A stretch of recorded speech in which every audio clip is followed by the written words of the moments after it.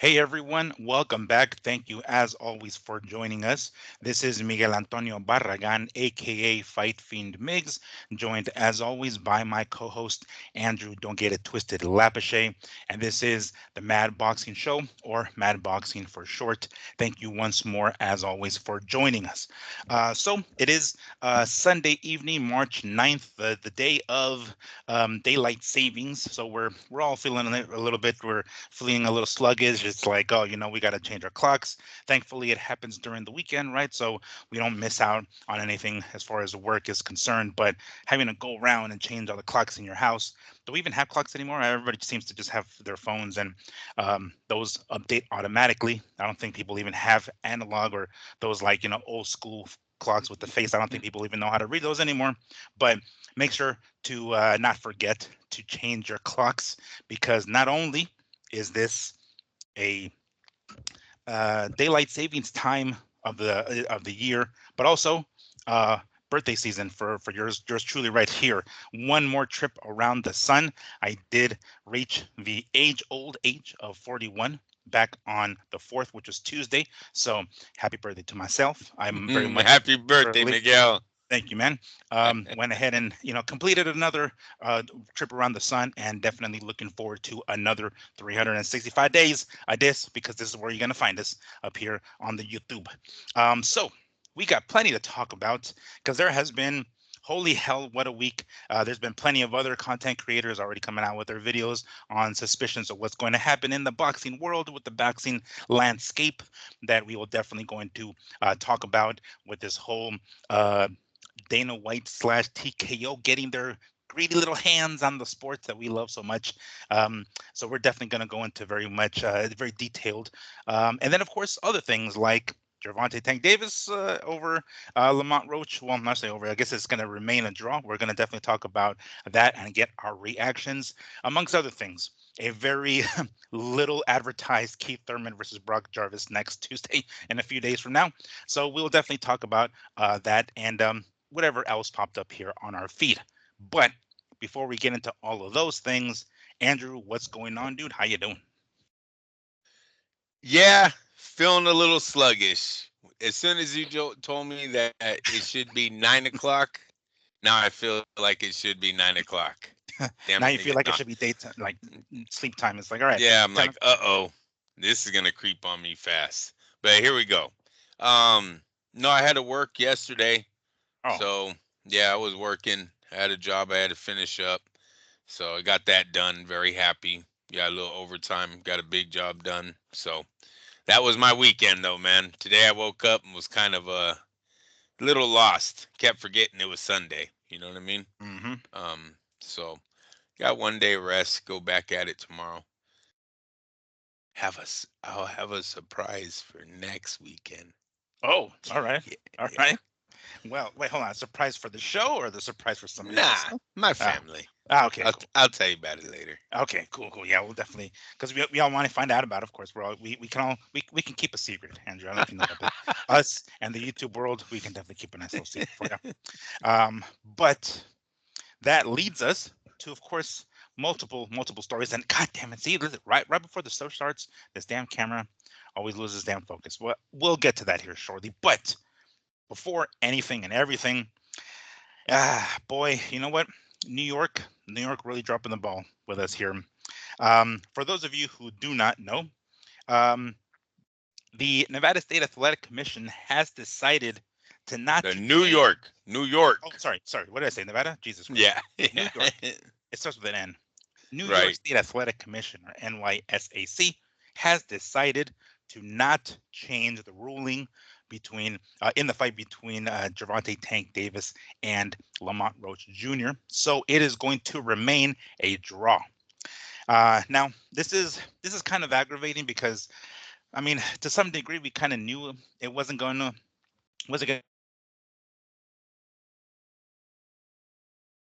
I had mentioned it to you, but we I had asked Andrew if he remembers anything off the top of his head, any occasion in which a boxer and his team has submitted an appeal for some sort of change to the decision. Right off, the top of my head, I can think of Vasily Lomachenko and Devin Haney, but of course, that nothing ever happened there. I'm not sure if that's ever happened successfully. But let me go ahead and read what I saw here online. According to Mike Coppinger, the New York State Athletic Commission upheld the Gervonta Davis Lamont Roach results from March 1, which ended in a majority draw after a controversial ninth round, according to a ruling obtained by ESPN on Friday. It goes on to say the commission's ruling stated that following an extensive after the fact review of the footage of the ninth round, that the most appropriate call would have been for the referee to determine that Mr. Davis' knee contacting the canvas constituted a knockdown. So, according to what they're saying, basically the best call would have been for the referee to say yes or no. Ultimately, he said no. So that means that that's going to basically stay. I've seen a video of somebody, some sort of media member, approaching the referee, asking him, "Hey, if what's going on with this thing? Have you heard anything, yada yada?" And he's like, "I can't say anything. I can't say." So he decided to not comment on what was going on. But apparently, there isn't going to be any change to that ninth round, and therefore the fight is going to stay in the record books as a draw. A couple of different comments here that I saw in particular from Lamont Roach. But before we get into his comments, Andrew, what do you think about this? What was your first impression when you read that there ain't going to change shit? Well, all right. So early in the week, when Lamont Roach put on his Instagram, y'all boys fighters about to be 30-1, not 30-0-1. I reposted it, right? And as soon as I did it, Miguel, I instantly remembered the Zab Judah situation that I ran into in Las Vegas. Was it 2006? I think he fights Floyd Mayweather. Mm. And remember when that little skirmish, uh, what was it called? A little riot broke out Yeah, inside like the 10th round or something, where Zab was punching Floyd behind the head it and started with a low blow. It started with a very egregious low blow that caused Floyd to hop over and bend over and fold over, and that's when Zab started throwing in the back of the head. But I think it started with a really like obvious low blow. yeah, back to the head, and then Roger jumps in the ring though, right? Hmm, hmm. And we all know if a trainer enters the ring before the bell rings, that's game Hmm. over, correct? Yes. Seemed like it was all in front of our face. We all knew the rules. Like, yeah, great. Take a point away from Zab. He did bad too. Shame on you. But what the other guys did is disqualification. There is no point to be taken away, right? Right. So me and Christina are in Caesar's Palace Sunday morning, walking around, shopping, doing whatever, and I run into Zab, dude. And Oh. Zab, yeah, I said, "What's up, bro? What the fuck? What was that shit last night, right?" And he's like, "Oh man, IBF already told me my title's coming back." I was like, "What?" Yup, already told me my title's coming back. They're gonna disqualify him. You know, I already don't even worry. But he was very confident, Miguel, that his title's coming home. So I get on the radio. You know, I'm calling Lee. Mm. Breaking news. Sam Judah just ran into me. Go ahead and post it. Post it all over the internet. Oh yeah. Oh yeah, dude. Yikes. You know Lee too, probably fucking paid to have that shit blown up even more. Yeah. Oh Then yeah. fuck. So breaking news from Fight Net Radio. So hey, did Zab ever get that IBF title back? Hell fucking no. Hell fucking no. And that dude No. is so confident, bro. Floyd is still Like, undefeated to this day. yeah, yeah. Oh man. For So those of you who may or may not remember, I don't know if you guys go into the record books to look, but when Mike Tyson got out of prison and came back and fought Peter McNeely, right? That fight actually doesn't go down in the record books as a TKO or KO win for Mike Tyson because it's actually disqualification because McNeely's cornerman actually gets in the fucking ring. So it goes down officially as a DQ, which would have happened or should have happened there with Floyd and Roger Mayweather, but seemed not to clear take as away. day. Yep, Seemed obviously clear smart. as day. Just like the knockdown, you guys. I'm sorry. Look, Gervonta is going to take a loss on this. Anyone arguing in a bar is always going to go back to the Roach fight and say he lost that fight. Mm. And there's not too much. I mean, if you're really going to stand behind the call of a referee, it's not a good argument, right? Mhm. I don't give a fuck. Not what the ref said. Oh, that's what you're going What did with. they call it? What did they call it? Was it a Yeah. knockdown? Or that's what it's on. Yeah. It's like, okay, cool. That's what we're going with, right? That's not a good look for Tank, right? So he's got to give Roach the rematch. Roach is going to get paid. Hopefully, he gets a raise. They give him a raise. He's going to get paid. He gets his rematch. He seemed by his response, he was okay with it, sort of. Like, I guess you can't make too much of a stink over it, right? Or you're going to get blackballed yourself, probably, right? You go up against the commission too much. So Devin Haney. yeah, You're going to do too right. much. But I think in all the diehards' memory, they're always going to know, not only, like, dude, I think Robert broke it down the best. Robert Garcia, I'm talking about. He takes a knee, he turns his back, his corner then comes up to the on ring the ring apron. Yep. apron to wipe his eye. These are all three fouls that can go by the DQ standards. All of them, Miguel. All three of them. They broke all three of those, and the commission's gonna.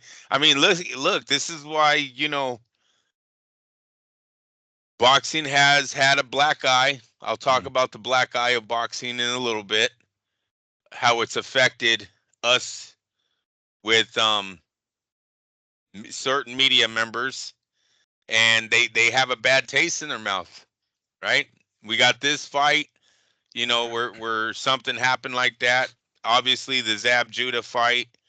Some other you just have a lot of them over the years that people remember, right? You know what? Not to interrupt, right off the top of my head, Sergio Martinez against Kermit Cintron. Do you remember that? That bullshit. Sergio Martinez lands a 1-2 on Kermit. He goes down. Somehow Kermit convinces the ref that it was a headbutt, so he doesn't count. Oh, so wow. He Yeah. stays down for like the count of 10, which should have been a freaking knockout, right? And then like I think his corner men come in or something like that, and then they're thinking the fight's over, and it's like no, the fight's not over yet, kind of thing, because they're thinking that the referee is actually counting, and then the fight ultimately ends up a draw at the end. So Sergio gets so fucked. But anyway, that's another example. Poor Martinez, yeah. He gets getting put in the ring with Antonio Margarito, who's probably cheating at the time, and now he's got Cintrone faking knockdowns. Yeah, it's like poor Martinez had a rough upbringing. So did Cintrone, though. Margarito got Cintrone too. He gets him with those plaster gloves, makes him cry twice. Yeah, Fucked him up twice. Yeah. But yes, that's another good example. But yes, go ahead, continue. I don't mean to interrupt, but you're talking about the boxing's black eye. That this is going to be another one on top. This is going to be another one. Look, the thing that Gervonta can do for himself is get the rematch right away. That was one thing Floyd was always good at, except with De La Hoya. But with Marcos Maidana and Jose Luis Castillo, both very close first fights, Floyd gave him rematches, and within a year, he had him back in the ring, beat him decisively on the second time. We all got over the first fight. That's all Gervonta needs to do here. Just come out and show up the next time. And then that'll be Roach's real moment to prove who he is, right? But like I said, I think everybody knows, there's just certain fights that people are like, yeah, I don't really care about the record, right? Castillo being one of them. I mean, Floyd's 50-0 really is questioned almost on every chat room when you talk to him about the Castillo fight. It's not a perfect record at all. I don't even see Floyd taking as much heat from the Madonna first fight as you do the Castillo. And the Castillo, everyone kind of knew that was his. All the young guns get it. All the guys coming up have that. Oscar De La Hoya's was John Molina, right? Is that what John Molina? Remember the Puerto Rican? Yeah. That's where Foreman kept going. He's a grown man tonight. That's what he kept saying, because like Oscar was getting his ass whooped. I guess it wasn't crumbling. It wasn't folding under the pressure. Yeah. That's a positive. Oh, look, he took another right hand. What a solid man. That's so impressive. Learning his lesson today in the Yeah, ring. I want to say Lampley and them are kind of poking at him too. That's just another combination by Molina. What are you talking about, George? No, he's a man tonight. Yeah, and I was a little concerned that this is how this would turn out. That this doesn't get. Vargas. Huh? Vargas got it from Winky Wright. Winky Wright put Oh, hands on Vargas early yeah, in the career. Remember, everybody in boxing, they have that one when they're sure. young. That close Yeah. call. That close call. And this is kind of and this is what I mean. Hell, Chavez and I guess Melcher Taylor. Fuck. And then the rematch, it was a lot more right, Yeah. clear. Um, but it just God damn it, it sucks that this is the situation that Lamont is in because he kind of is could potentially, if the rematch comes through and we actually get it and Tank comes in and completely eliminates all doubt by messing him up the way we thought it might have happened this first time. It puts Lamont in a really really messed up position. Like that's all we're gonna talk about. Is like he should have gotten that first one. That was his. Like he deserved that victory. I have a quote here from Lamont himself that he posted on his social media. This was I think a couple of days ago. He says, and mind you, his way of talking, I guess he talks or he writes the way he talks. So I'm gonna try to make the most of what he's writing here because he's kind of forgetting a couple of words. But it says, look, man, I'm gonna tell y'all straight up, I ain't sue nobody. Okay. I think he's trying to say, I'm not going to sue anybody. And it says, shut the fuck up. It says, my team submitted an appeal on my behalf. What it looked like, not having a team that don't pull the trigger or some shit, right? That they know is wrong. They stood up for me. So the lawsuit shit, y'all can put it to rest. And he says, I'm not surprised about the decision by the New York State Athletic Commission. A little disappointed, yes, especially when they acknowledge the fact that Steve made the wrong call, the referee in the ninth round. But I wasn't banking on that to be overturned. Everyone knows I won the fight, and I'm satisfied with that. Part two on the way. So he's anticipating a rematch. They both, at the end of the fight, said that there's going to be a rematch. That's what they want, at least. Um, I was a little concerned that maybe Tank wasn't going to give him that rematch. It was, I don't know, maybe like another Pitbull Cruz scenario, like, oh, that was a close one. I'll be damned if I'm going to run it back there. I'm just going to continue moving forward. You've said it a couple of times. It seems as though PBC and Tank are kind of running out of options, so they may go with a rematch here because of how few options they have left. So that definitely leans more towards a rematch actually happening.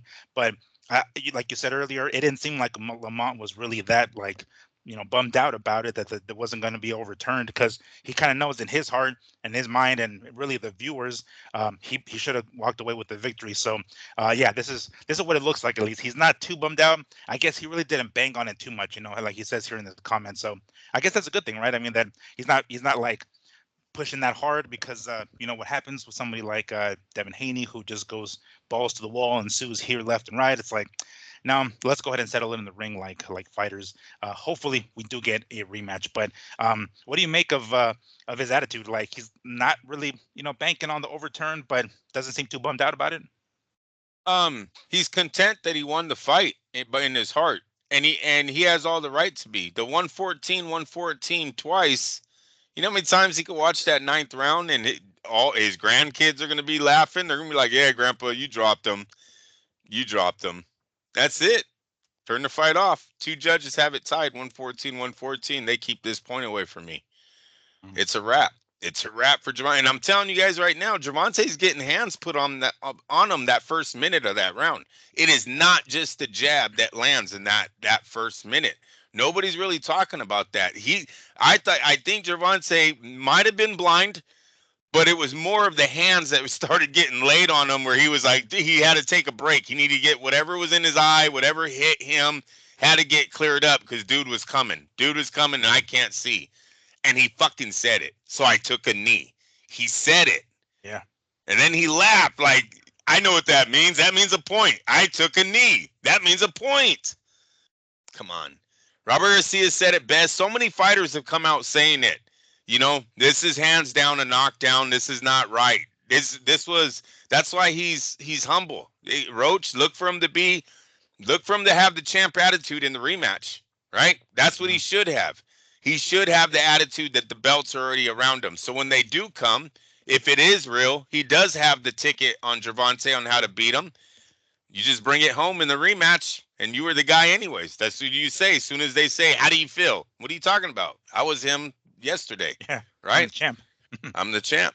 Every time I show my kids, they know who won. The ninth round says it all, man. The ninth, because the scorecards are a draw. This is not him making the fucking shit up. You know what I mean? It's like, look at these two judges have a 114, 114. Look what they do in the ninth round. If they give me if they give me an honest round off of even the champ, look at what he says. I took a knee. He says it. It's Yeah, I took a knee. I turned my back. My corner then interfered with me without the ref acknowledging it. There is so much missed here. It's a bad look for the WBA. It's a bad look for New York. You know, we all hear the bullshit. We see how it's affecting the sport right now, right? With it kind of getting hijacked over there in Saudi Arabia, and no one really gives two shits. Everyone's like, yeah, whoopee, whoopee, those guys do suck. Get them out of here, right? They kind of shot yeah, themselves in the foot, and then we do it literally on the week of that big news breaking over there with Turkey Ali Sheik banning the belts being in photo shoots on his stage now. Um, we shot ourselves in the foot. I don't get it. I thought it was clear as day. But guess it, dude. I swear to God, as soon as I hit share, I thought of Zab, and it happened all over again. You think this shit's clear as day? Oh, I mean, come on. You know how much they screw Roach? What the fuck's up with this? Oh yeah, we didn't get the replay. Technical difficulties. Couldn't get a replay during the fight either. But like, dude, talk about the fix, bro. Talk mhm, about the fix. This isn't about records. This is about gambling. mhm. This is about the line. There's casinos calling, going, "You ain't gonna do this, are you?" It has to be. You don't give a shit about a fighter's like Barclays or like the New York is getting money off Gervonta Davis keeping an undefeated record. I think this more has to do more about money. When these underdogs get the moment of their life and they're like, "Man, we're about to lose the house." Right? We didn't get Mhm. no bets on Roach. It was all on fucking or Yeah, no, excuse me. Flip that. We got all the monies on Roach because he's yeah. 8-1 or whatever, right? He was an Mhm, eight to mhm. one underdog. That's a degenerate's dream, right? All the degenerates bet on that bet. I don't know how to call it, but I think it has more to do with the gambling side than it does with a fighter getting his O, saving the O. Mm. The fight is already over. People have already cashed in checks. Now you're about to say those are bad. Wait, you can't tell them to bring the money back, right? Yeah, So it's exactly. almost like the house is going to lose twice. No, Mhm. no, calls are made. I think at that point, like, no, Sure. you guys fucked up. You eat this. Yeah, we know. I mean, let's be real. If it was Lamont who took the knee, you best believe it would be counted a knockdown. You best fucking believe real fast the referee will Yeah, not stop counting. Even if his knee doesn't touch the ground, the referee like, no, fuck that, I'm counting. Come on now. We knew that. and then No, when he turned his back, I yeah, could have swore he asked Davis at least twice to turn around. I mean, that could have been the second time could have been like, all right, what are you hurt? Are you? I said it. Yeah, I've said it a lot. Like these refs are supposed to be in the ring to protect fighters. I said this for the Castillo Corrales for mm, all my diehards. yeah, The same thing could be said. You're supposed to protect the fighter, right? On the second time you ask a fighter to turn around and he doesn't turn around, he's continuing to walk to his corner. Why don't you just call the fight? I thought we're here to protect the guy. yeah. But instead, you're like, no, protection is trying to see what's wrong, and then I give a decision whether he can go or not. That's not protection. Like, hey, same thing when Corrales spit that mouthpiece out the second time. What do you Mhm. mean you're gonna count and ask him if he can continue? How do you Yeah. know the guy's lung isn't punctured? He can't fucking breathe. He's and then spitting his mouthpiece out. and then you take him to the corner and you allow fucking Yeah. Goosen to be like, you better fucking go. Like, hey, no instructions, fool. What the fuck? And as soon as he hurt Castillo, he's like this, and they're all, "Oh, why'd you stop fighting?" "Oh, I thought I was saving his life." This guy can't even hold his mouthpiece in his Yeah. fucking mouth. You're over here like, "Are you okay? I'm gonna take a point. Take a point away. I know he can't breathe. He can't breathe, so let's penalize him 1 point." The fuck? So when you're there to protect the fighter, I don't know what Gervonta was going through, but he was very lucky. Willis didn't call the fight right there when he walked to his corner, and when the corner got on top and actually wiped the eye, which I didn't know. I thought it had to be a throw in the, you throw in, but it makes sense, dude. Your corner touches you while the round is going. Yeah. Come on, white towel, wipe across the face. It's crazy. It is crazy what they did right in front of our face this week. I don't. Another example comes up, and I know it's primarily the fighters or the boxers' fault, but the Floyd Mayweather and Victor Ortiz, right? Victor Ortiz, it was obviously it didn't help that he fucking headbutted Floyd to begin with, and then constantly kept like, all right, my bad, kept hugging the dude, and Floyd's like, all right, let's go, right? The referee should have kept them separate. They weren't separate. The referee literally turned around while Floyd and fucking, or I guess I should say Victor Ortiz attempted another hug and was like, time in. And then like, woo, he goes like, oh shit, 1, 2, 3. He drops the ball. It's like, hey, yo, keep them separate until you fucking say time. You're not supposed to like, by the time you turn around, they're already fucking scrapping. Like, no, you got to keep them in the neutral corner. It's one of those things where the referee drops the ball and he's like, yeah, 1, 2, 3, you're out. So here is the opposite, I guess. Here's where he should be counting and he isn't. He started counting. Oh yeah. So I'm saying he started counting. And he stopped. Didn't have to answer to that either. Why he started the count? Hmm? It's just there's so much. Hopefully a rematch comes. Oh yeah, that was gonna be my next question. What are the likelihood of that? Like, what do you think? Because I'm thinking right off the bat, the scenario with Tank and Pitbull Cruz, it was a close one. I mean, maybe not so much on the scorecards, but it was definitely his toughest fight at that point. And people were like, "Oh, you're gonna give him?" You're like, "Nah, fuck no, I'm moving forward."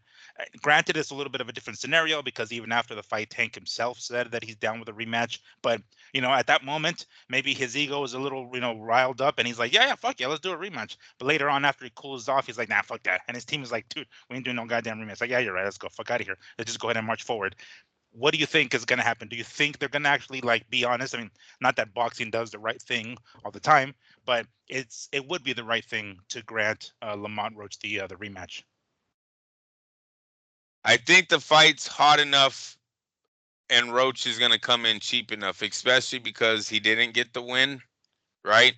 So they're saying they only gave him 500,000 was a guaranteed purse. He got something off pay-per-view, but we won't know what that is until pay-per-view actually gets confirmed what the buy rate was. So 500,000.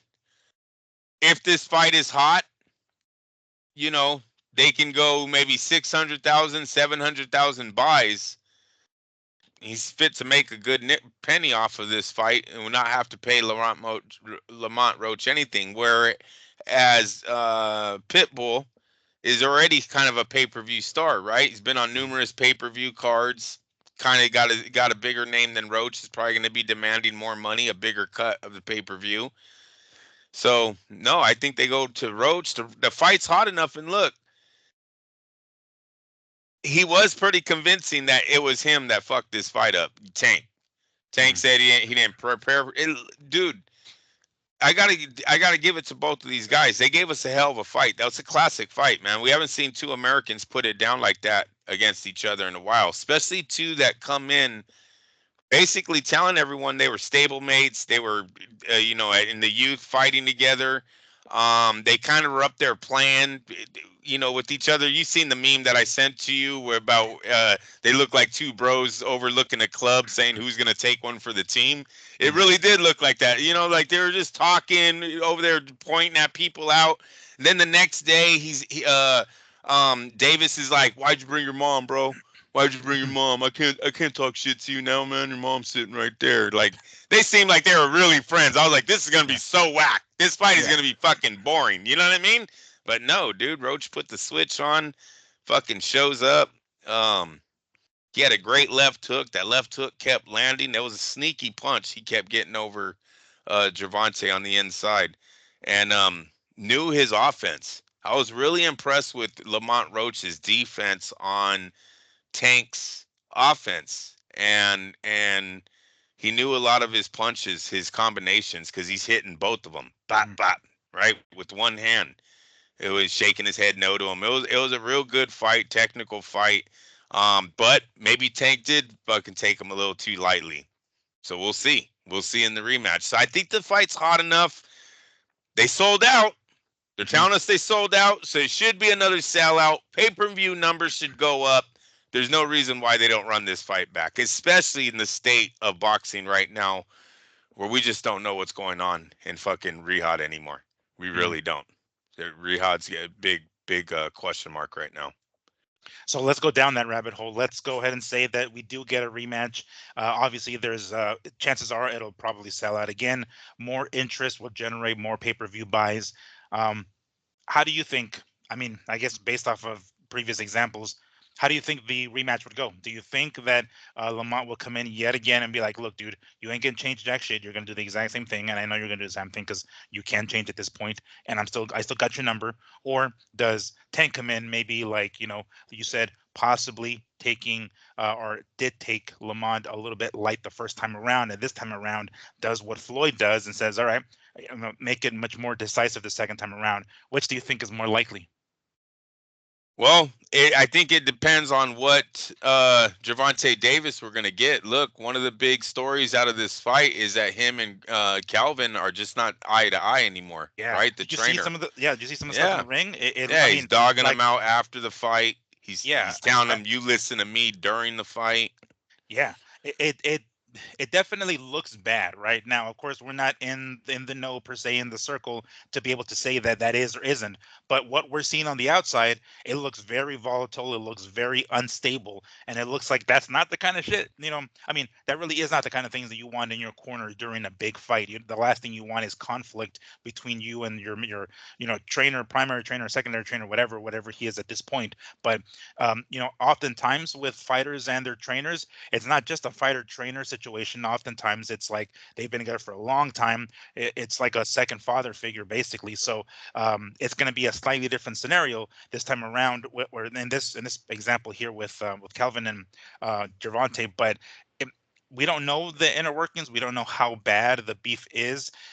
He was asked, I want to say he was asked during like the pre-fight show, or I think it was during the weigh-ins, and he's like, "Look, y'all, there's nothing going on. I just got fucking married, so I was out and about for a little bit. I figured I can leave him alone and do his thing on his own without me having to be around and stuff like that." So he gave us somewhat of a legitimate excuse, I guess if we can call it that, reasoning behind some of his absences. But I mean, when that happens and then you see what happens inside of the ring, even after the fight, like the couple of times that they walked by one another, it's like they basically ignored one another. It's like, damn, is there really shit going on? They're doing a pretty good job, at least, of not giving us the inside scoop on what's going on. But from us looking on the outside, it's looking like they're on the verge of splitting. Maybe who knows if he's even going to be for the rematch if it happens, if he's going to be in his corner.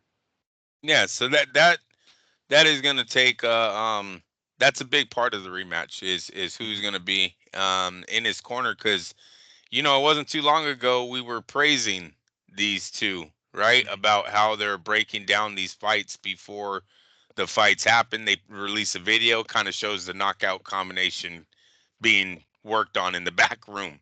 That was pretty impressive. Your first fight with Barry Hunter, it is his name? I think that's the name. Yeah, Barry right Hunter? offhand, I Yeah. don't remember. Yeah, Yeah. Didn't look too good. yeah. So that's a terrible first look for you, with your new trainer, because I mean, obviously, it looked like that was the head trainer in there. I could be wrong, Yeah. No, I think you're but right. Yeah, because he did most of the talking, I think. yeah. So Roach definitely has opportunity to capitalize on the situation. I mean, yeah, it sucks that he took a draw. He took a draw, wasn't a now, and like I It's a said, it's I a think blemish. It's a blemish. sort of. I think when he's older though, he's gonna get a lot of credit for that fight. It, Mm. it will grow. As I've always said, uh, most of the time, the fighters that get robbed in the sport get remembered, for that Mm. fight more as they get older. It doesn't go away, you Mm. know.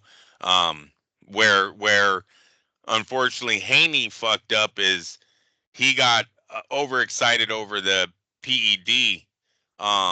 video, thinking that was going to stay with him when that usually never does. Fighters that usually cheat, those fights usually do go away when they're overturned as no contest. Um, so that sucked for Haney that he jumped the gun on that one, because I think that would have been cleared up. Um, you can't get too much props, right? When you get Yeah. busted for fucking PEDs and you come in overweight, can't get too many props for that victory. Yes, that's very true.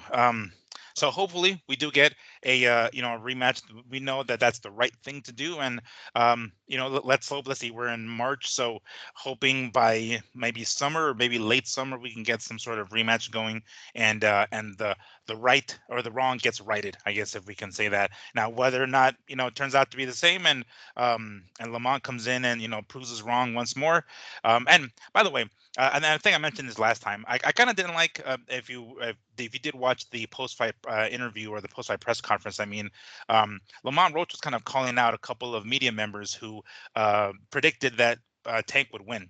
He was like, "F this guy and F that guy," and I kind of didn't like that. I'm like, dude, like it's okay. We're gonna we'll be wrong. It's no big fucking deal. We're gonna look at the odds, go, be pissed off at the fucking bookies for all we give a shit. It's like we're this is how we predict fights. We take a look at the previous history and it's like, well, what has Tank been doing, taking people out? So it wasn't, and then you're moving up in weight. So Moving what were up, we yeah. gonna think? You know what I'm saying? So I kind of didn't like that. And I don't know if I mentioned it last time, but stuff like certain trainers not giving interviews to certain media members because these media members predicted that their other fighter would win and not their guy. And it's like, come on, man, really? Is that what we're gonna do now? So I kind of didn't like that. He called out a few people. I get it. It should be like a piece of humble pie, like bam. I get that, Which but huh? which which added to the story. He shouldn't. Nobody should be mad when you're up against the world and you win. You shouldn't be mad. Now, when you're up against the world and you get splattered, yeah, I can see a coach maybe going "F you guys." Yeah. But when your guy wins, I mean, that just added to the drama, right? That makes the story better. So, yeah. So I don't know why trainers and fighters would get that. They shouldn't get that upset, right? You don't want it to be all freaking, oh, it's gonna be an easy fight and this is a great matchup. No, every once in a while you got to be the underdog. You got to come bring it. That makes it better. That makes it more Rocky. That was Rocky, what he Yeah. pulled off in that ring. So Yeah, it that really was was. very And cool. for some reason, and mind you, Rocky came out like several years before I was even born. But in that first fight with Rocky and Apollo, who won? Didn't Apollo win that fucking fight? No, The it's a the first draw. one? Oh, it's a draw. It's a Okay, draw. okay. It's Yeah, only the rematch when he gets the victory, right? Rocky, I'm saying. yeah. So hey, that this is along those lines, I guess we can say, right? I mean, I know he's not Italian, but I get you get the point. It's like, hey, he gets really really close with a draw the first time around, and It then the better second be a time, draw. Now you made me. I because I don't. just, I was staring at the box, like trying to think of the movie. Like it's a fucking draw, right? Oh my God, Lee would slap the shit out of both of us right now. You know what? I will say Rocky Four is my favorite. So that one I know from like beginning to end. But one, two, three, I'm not. Yes, I have watched them, but bits and pieces, probably not from beginning to end in their entirety, the way most Rocky fans were. Rocky Four was the shit for me, so I fucking absolutely love that movie. So that one, you best believe I'll get the trivia right on that one. But I don't know about the first one. Final ball sounds of both fighters embracing each other. They promise each other there will be a rematch. So kind of doesn't say. Okay. All right. Well, we'll still call Lamont the Rocky. It's gonna have the rematch, and then he has the Oh my God, we both suck for this one, dude. We went brain dead right now. Blame it it's on the. I'm gonna go hey, watch the fucking movie now just l- to see. let's just blame it on daylight savings time. We should be asleep right now, guys. Sorry, this is how it works. But I did want to bring up something that you did talk about because we you briefly mentioned it. We briefly mentioned it here with Devin Haney and Ryan Garcia. The the most recent piece of social media that Mr. One Ryan Garcia released, where he's throwing or showing, I guess, Rocky Fielding how he throws his left hooks. He looks pretty faded, doesn't he? He looks like he's kind of out there, Ryan. I'm talking about, and he's just like, I don't even know where the fuck they're at. Maybe that's his house for all I know. But Um, Yeah. You know what? And look, I looked it up one more time. 1976 Rocky film. Balboa loses to Apollo Creed by split decision. So good Ah, call, dude. all Split right. decision. Let's get that right. But then they both agree to fight each other again. So, all right, got that out of the way. Look, Yes. Ryan. Definitely, it's the first video in a while that we see where Ryan looks like I don't want to say he's under the influence of something, but he might be under. He sounds like your drunk uncle, right? That is like, watch, this is how you do it, and you're like, bro, fucking serious, Like, we're get over here. Put on done. the gloves. Put on the gloves. Get over here. Yeah, yeah, like stop it already. We're done. You know, you can see that Rocky Fielding has that moment with them, where he's like, all right, dude, enough with your fucking left hook bullshit. Um, so yeah, hopefully it's not a sign of things to come. Hopefully this isn't a pattern of how Garcia thinks he can maximize his marketing for his fights by being a dipshit on social media. So let's hope he doesn't. Everyone said he looked, and obviously he did. We watched everybody seen the press conference. He looked mature, right? Mm. He was trying to be the good guy. It was actually Lopez that was being the knucklehead, not like a drunk, but just being the knucklehead. Even though I gotta say, Lopez was spitting nothing but facts there. He really Mm. was. These guys are all not champions, right? Lopez the only champion up there. It was all facts Two that weight Lopez was. classes. Yeah. Yeah, it was all facts that he was saying up there, but I get he was being a little obnoxious. Um, and then, but for Ryan, he seemed humbled. But then, yeah, during the week he releases this video where he doesn't look too humble. So we'll see which Ryan we get here in the next few weeks. And then always, and maybe it's just me, but I swear every time Ryan is on camera, he looks like he just woke up, dude.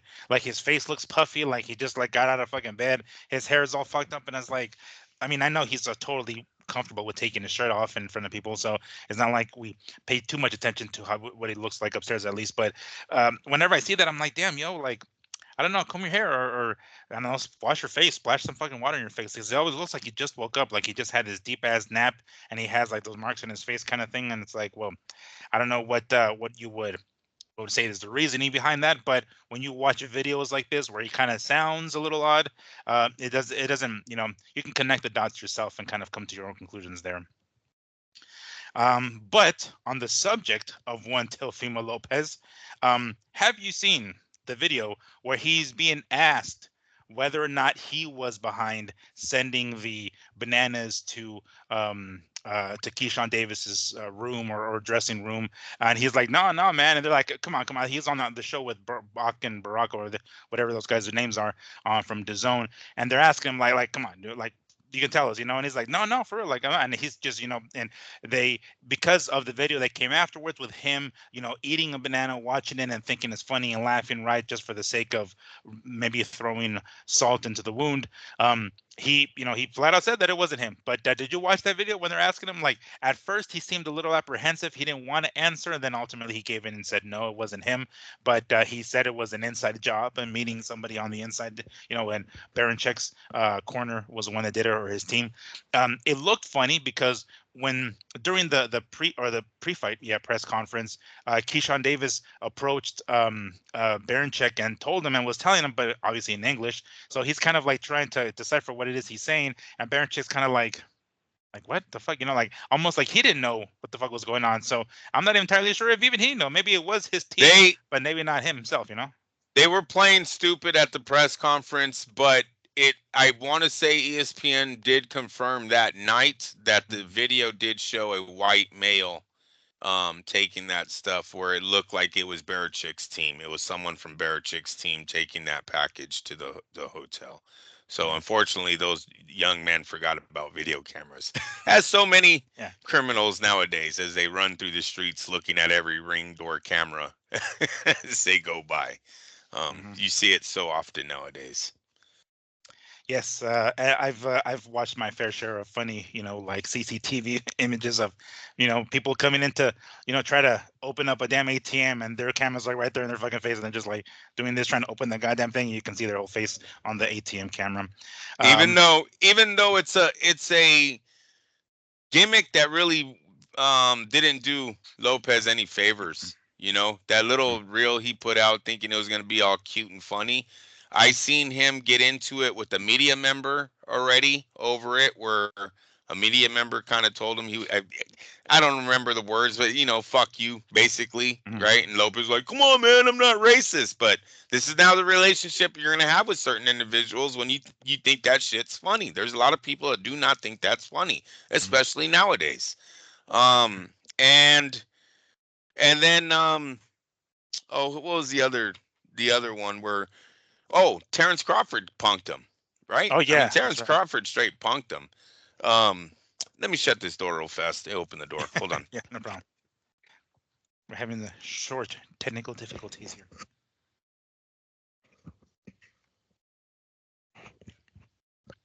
So I Yeah. mean, that wasn't a good look for Lopez. You know what I Yeah. mean? He looked very nervous in that video. Sure. So don't if you're not gonna stand behind what the fuck you're doing, then don't do it. You know what I mean? And if you don't try to like pretend be racist. How stupid is that? And I'm not. You shouldn't be racist at all. But Mm. you definitely shouldn't be pretending to be racist, right? Because it's causes division. You got some kids might think you're real. Now they're gonna act like you because they look up to you. Like it's just a dumb look. So yeah, that was one joke that didn't go. No one thought it was funny. I Yeah. remember Yeah. doing. You remember ever fucking up in class and like everyone turns on you because you get like everybody in trouble or something. The substitute teacher's like, "Fine, if you guys don't tell me who did it, all of you guys are gonna get it when you get." You're. I had a few of Uh, those moments. I, That I, that was that was Lopez. That was Lopez. I was the guy that was trying to get the other guy in trouble. Like he'll say something right, and the referee hears it. It's like, "What? Who said that?" And I'm like, "What'd you say? What'd you say, bro? One time? What louder? I try to get him to, and he's like, shh, shh, shh, shh. It's like, no, no, no. What'd you say, fool? Teacher heard you. I was that guy trying to get that motherfucking trouble. It's like that's what the fuck you get, homie, for talking that loud. Um, all right. So moving on. This one's kind of an interesting one. God damn it, this thing had engine. All right. Anyway, moving on. So we all knew after Dimitri Bivol defeated Artur Beterbiev in the rematch that Turki Al-Sheikh has said that he would like to have a trilogy. He wants to have the third fight. So it was also said by the WBC and Mauricio Suleiman himself that that he's going to make, I guess, well, with the victory over David Morrell, David Benavidez would become the number one contender, and he is going to take on the winner of that rematch. So we weren't sure which one was going to actually happen, who was going to win here. We have Mauricio Suleiman saying, all right, well, David Benavidez is the mandatory, and then we're going to toss him in there against whoever the winner is. Well, it's Bivol. And over here, Turkey Al Sheikh saying, like, no, no, we're going to have the the trilogy. Take, God damn it, this thing. Anyway, just don't mind how blurry I'm getting. I'll get that straightened out. But just listen to my voice. But apparently, it is rumored that PBC and Matchroom are close to signing or finalizing a fight between David Benavidez and Dimitri Bivol. So it's supposedly going to go down later this summer. If that is true, then I guess Marisa Suleiman and the WBC 1 and Turkey Al Sheikh 0, because I guess his word is over Turkey Al Sheikh's. Now, this is just a rumor, of course. We don't know for sure, but it looks like that's the direction we're going. Um, Andrew, what was your first impression when you read that the rumor is that they're close to finalizing a fight between Bivol and Benavides? Good for PBC and Eddie Hearn if they get this fight done. I don't know what it means for Bivol with his future with Turkey Ali Sheik. I know he's gonna, he's not gonna be too happy about this if he doesn't get his third fight with Beterbiev. And look, I gotta tell you, Miguel, I don't know if I agree with them passing on the third fight. Doesn't Hmm. Beterbiev deserve his rematch? He gave you the rematch. Mm-hmm. They were both very close fights. It's not like this wasn't a Lamont Roach Tank Davis situation where we're asking the commission who won. It was a close fight. They did a decision. Fair guy won. And so yeah, I don't know if I'm really, I will watch it, obviously, but I don't think it's fair. I don't think it's fair. I think the right thing to do is finish the trilogy with Better Beef, and then you move on to David Benavidez after that. Obviously, with what has transpired this week between His Excellency and the boxing world, this fight is more of a statement from the WBC and Eddie Hearn to the boxing world than it is I'm not going to say a legit fight, but being made for the honest reason. The honest fight is getting Better Beef his trilogy and squaring that away before we move on. They're making a statement, passing up Turkey. They're telling Turkey to fuck you.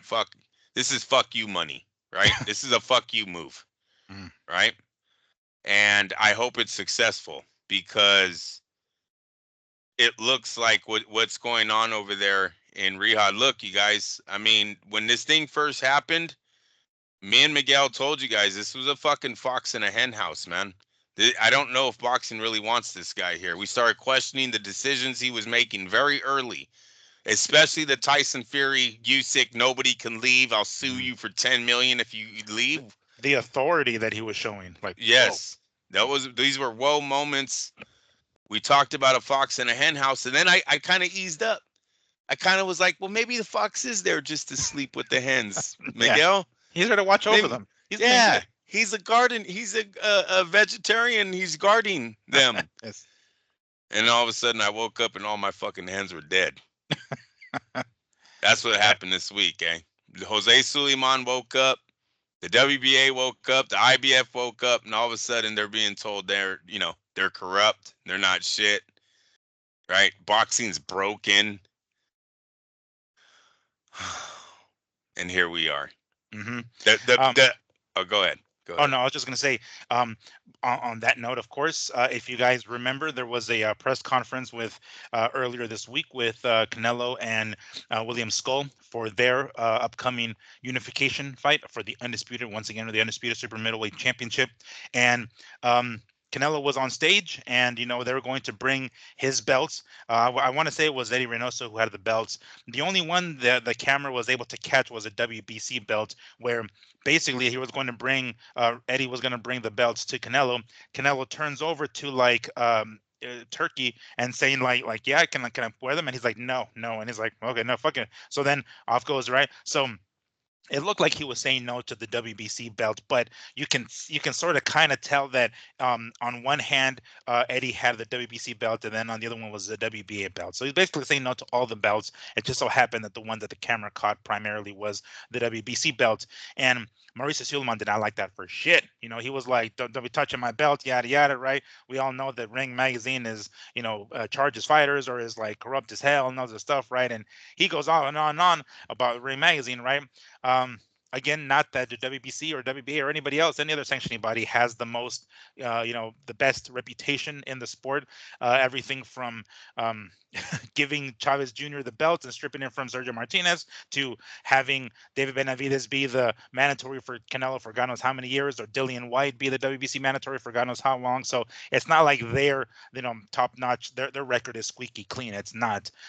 But he sure as hell threw the Ring Magazine under the bus real fast once the Turkey said no belts on the stage. And he's got the Ring Magazine and Turkey I'm talking about on one side, and then he's got like that Fatal Fury whatever video game that is that's going to be like the main sponsor of the or the main sponsor of the fight of the card.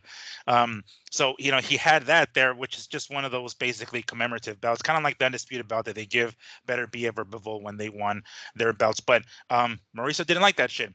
I wonder if this, because I want to say that happened before the announcement or before the rumor of PBC and Matchroom coming together for this one. So I wonder if that had anything to do with it. I wonder if it absolutely saw that did and said like, oh shit, what the hell? Like, no, fuck that. We're gonna, because you've sent me the video of Turkey going up to the ring, telling the fighter, hey, you're behind two. Like, somebody has to tell this dude, yo, that's not how it fucking works in this sport, dude. You can't just go up and do that shit.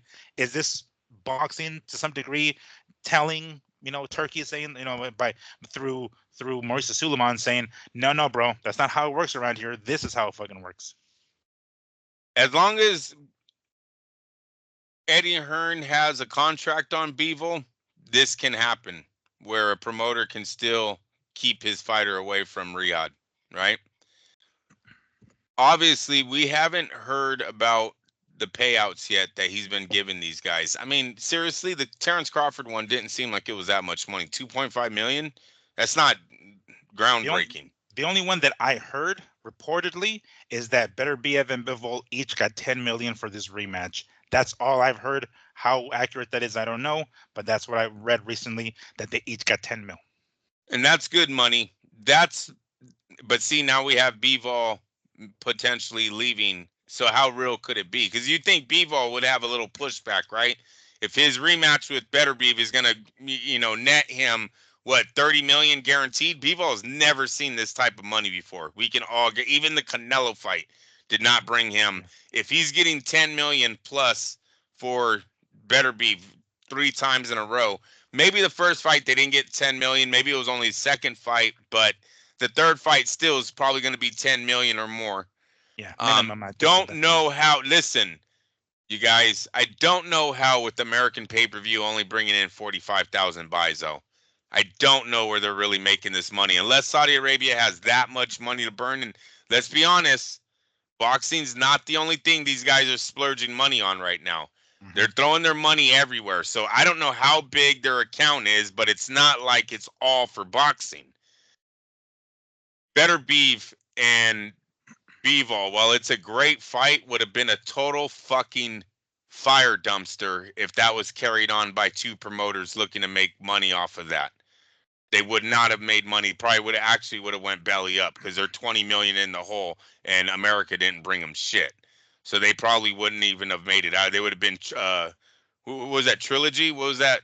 What was that company that came and left? Oh, Triller. Triller. They would have been Yeah. Triller, dude. Bankrupt, right? Hmm. This one fight, 20 million. So no, I don't know where His Excellency is going to start generating money for while he's, we're hearing that he's paying guys out some big paydays. Um, that has to change. That has to change, or they've got issues coming up. So I'm like I said, I'm very happy Bivol and Benavidez is being worked out because of what's going on right now with the whole signing of His Excellency with Dana White and the WWE being there. What the fuck? Like seriously, what is going on with this guy? You said it before. You didn't think he had a good um, grasp on the business side of boxing. If this didn't show us that he doesn't, I don't know what is. This is a scary move. Look, you guys, I didn't mind Dana White having a UFC Fight Pass boxing because look, when he first started, he said it. Our guys won't be undefeated. We're going for the best guys in the world, and whatever records they have, blah blah blah blah blah. It just means he's gonna have a bunch of bullshit, just like that UFC Fight Pass thing has been doing for years. But then as the week went on, it started seeing like they were there was rumors he might be the first promoter of Crawford fucking Canelo. Canelo. Yeah. Um, for what? I don't know what he brings. I don't know. He hasn't taken over boxing yet with his own sport that's supposed to be thriving. You guys, his sport hasn't grown in years. They've got a constant fan base. I'll give them that. They're doing about a million and a half buys on a lot of their pay-per-views. I'll give them that. They have a constant fan base. But they haven't grown. Where this sport was, they were doing a million buys 20 years ago. Liddell versus Ortiz. I reported every fucking day on this show. They did that a long time ago. What have you done? What's your big number? Where's your growth? Right? That's where they have really stalled out. The platform that they talk about, it just isn't going to work in boxing when you have to pay. Has Dana White ever paid two people guaranteed 10 million a piece? That's a $20 million main event. Has he ever done that? Not that I recall. Not Not that you offhand. recall, right? At least one, I don't think that's ever reached that number. I don't think he's ever reached that number. He's reached some high numbers, obviously, with Connor, but I don't even think his opponent got anywhere near that. No. We're talking Bivol and better beef. These guys aren't even fucking American, dog. And in our sport can make that type of money. How is he going to generate that if he's never done it? He had the biggest, hottest sport in America. Yet you couldn't generate that gate, that number. You've had the hottest sport in America, yet Floyd still sits at top of the live gates. Lennox Lewis still sits at top. He has some fights there, but we have some. Mike Tyson still sits at the top 10. These are fights that happened 30 fucking years ago. He hasn't even beat them, yet we're supposed to think he's going to take us to the next level? You know, I looked up his UK. I sent it to you, his UK numbers, because we already seen in America he hasn't topped in Las Vegas. We already seen that. So then I went to the UK. Bro, his Wembley Stadium, 10,000? What did Eddie Hearn do there like 3 times? Yeah. What did Tyson Fury do there 2 or 3 times? Yeah. Right. What did Anthony Joshua do there? What did Froch and Groves do there? Like, what the fuck are we talking about right now? When is he beating us? You like I say us. I'm going to say it all night. Fuck you guys. When is he beating us? He talks, you know, one thing that is so disrespectful and all that went down this week is how much they told us boxing was broken. Boxing needs to be fixed. These guys have ruined it. You know that WBC belt that we do throw around. We do say, you know, they've had their ups and downs. Yeah, they might be a little corrupt. And all those breaking gates and all those pay-per-view breaking number fights, guess what belt is around most of those fighters? Lennox Lewis, Holyfield. Belt. Yeah. Tyson. Floyd had how many of them? Mm-hmm. So they also know how to keep the ball rolling for our sport. They know how to keep the money flowing. Might be a little bit corrupt, but we are not broken. We're not broken until I see a MMA fight do 4-point-something million buys. Or I see 2 MMA fighters, not an MMA guy and a boxing guy. Until I see 2 MMA guys do 2.5 million buys, 4-point-something million buys. Until I see you guys break a live gate record without Saudi Arabia's money coming in and saving your fucking event, because before that, reported 700% drop in ticket sales. 700% drop in the biggest night of their life. They were advertising. One man up the street dominated you. One guy. You know, this week Dana White talked about it doesn't take the 3 letters in front of the fighter to make the fight. What the fuck kind of bullshit was that when that's all he tells his fighters is that it's the UFC that makes them. Yeah. But for boxing, bigger than the UFC. Yeah, but for boxing, none of those belts made those guys, even though I always see those same belts in those biggest fights. Man, it's so fucking weird how everyone loves those belts in the biggest boxing matches. It's really never just 2 guys. Tell you that, Dana. I never just see 2 guys. They're always unified, multi-division champs. Now they got fucking 5 belts in there from 5 different weight divisions. Oh, the crowd loves that shit. Dana, what are you talking about? They cheer when our guy, the real Buffer, it's time. It's so gay. It's so fucking gay, Miguel. That was your little brother. That was the little brother just trying to tag on. Like, I got one. It's time. You know, Michael looks. Get the fuck out of the room. Yeah, that's great, bro. Get out of here. It's time. It's time. You just Michael, jack you're off. like, hey, I gotta go do this boxing card, but I got my little brother. He can come and do stuff over here. It's time. Okay, whatever. Where was I going with that? Gosh darn it. Oh, the belts. The belt. When Buffer announces those belts, damn, the crowd does get turned up, don't they? Farmer, lightweight, welterweight, super welter. Don't you see the crowd going, ah? Right? Come on now, let's be fucking real. Don't tell me these belts don't make the fight better. You're lying. Just like your UFC makes the fight better in MMA world. When it says UFC, you dominate. Don't tell me it's not the 3 letters. So he's lying. Unfortunately, Miguel, one of the biggest problems boxing has in the last 25 years is we have a lot of media members that aren't true boxing fans anymore. They've been hurt. This is where I'm bringing back that hurt thing. They've seen too many fights where they had the other guy winning, he didn't win, they thought he should have won, this fight's fucking bullshit, yada, yada, yada. And for too long, these people have been saying boxing's dead, boxing's dying. You same fucking people that said boxing was dead in 2000 are now reporting how the MMA is getting into boxing now. So was boxing dead? I don't know. Your guy wants in. Can't be limping too much on one leg when the MMA, the big billion-dollar MMA world wants in. I blame a lot of this on this media, these combat sport guys. They're not boxing. They're not here for boxing, bro. They were here to make a point, and now they think they're oh yeah, I told you he was gonna take over. No, he's not. He's buying in, bitch. Get it right. He ain't take over shit. I still haven't seen him put down the $50 million to get the heavyweight champs in to fight each other. And if you heard him this week, I'm not going to do that. This is not meaning that MMA is going to be... Yeah, we know, bitch. We know you're scared, Dana.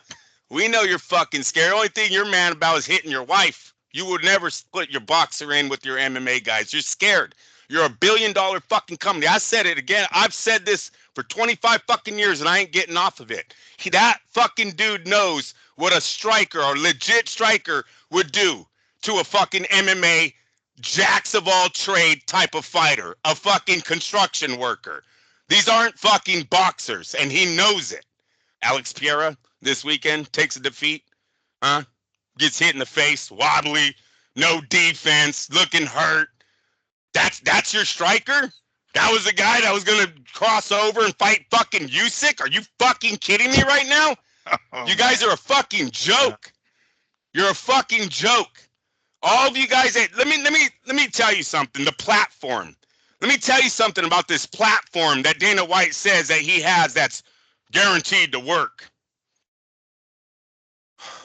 In 1997, Miguel, the heavyweight championship was created by Dana White. 1997, Dan Severn fought Mark Coleman to get the first championship title. UFC 12. Yep. 28 years ago. Do you know how many heavyweight champions there's been in 28 fucking years? Not many.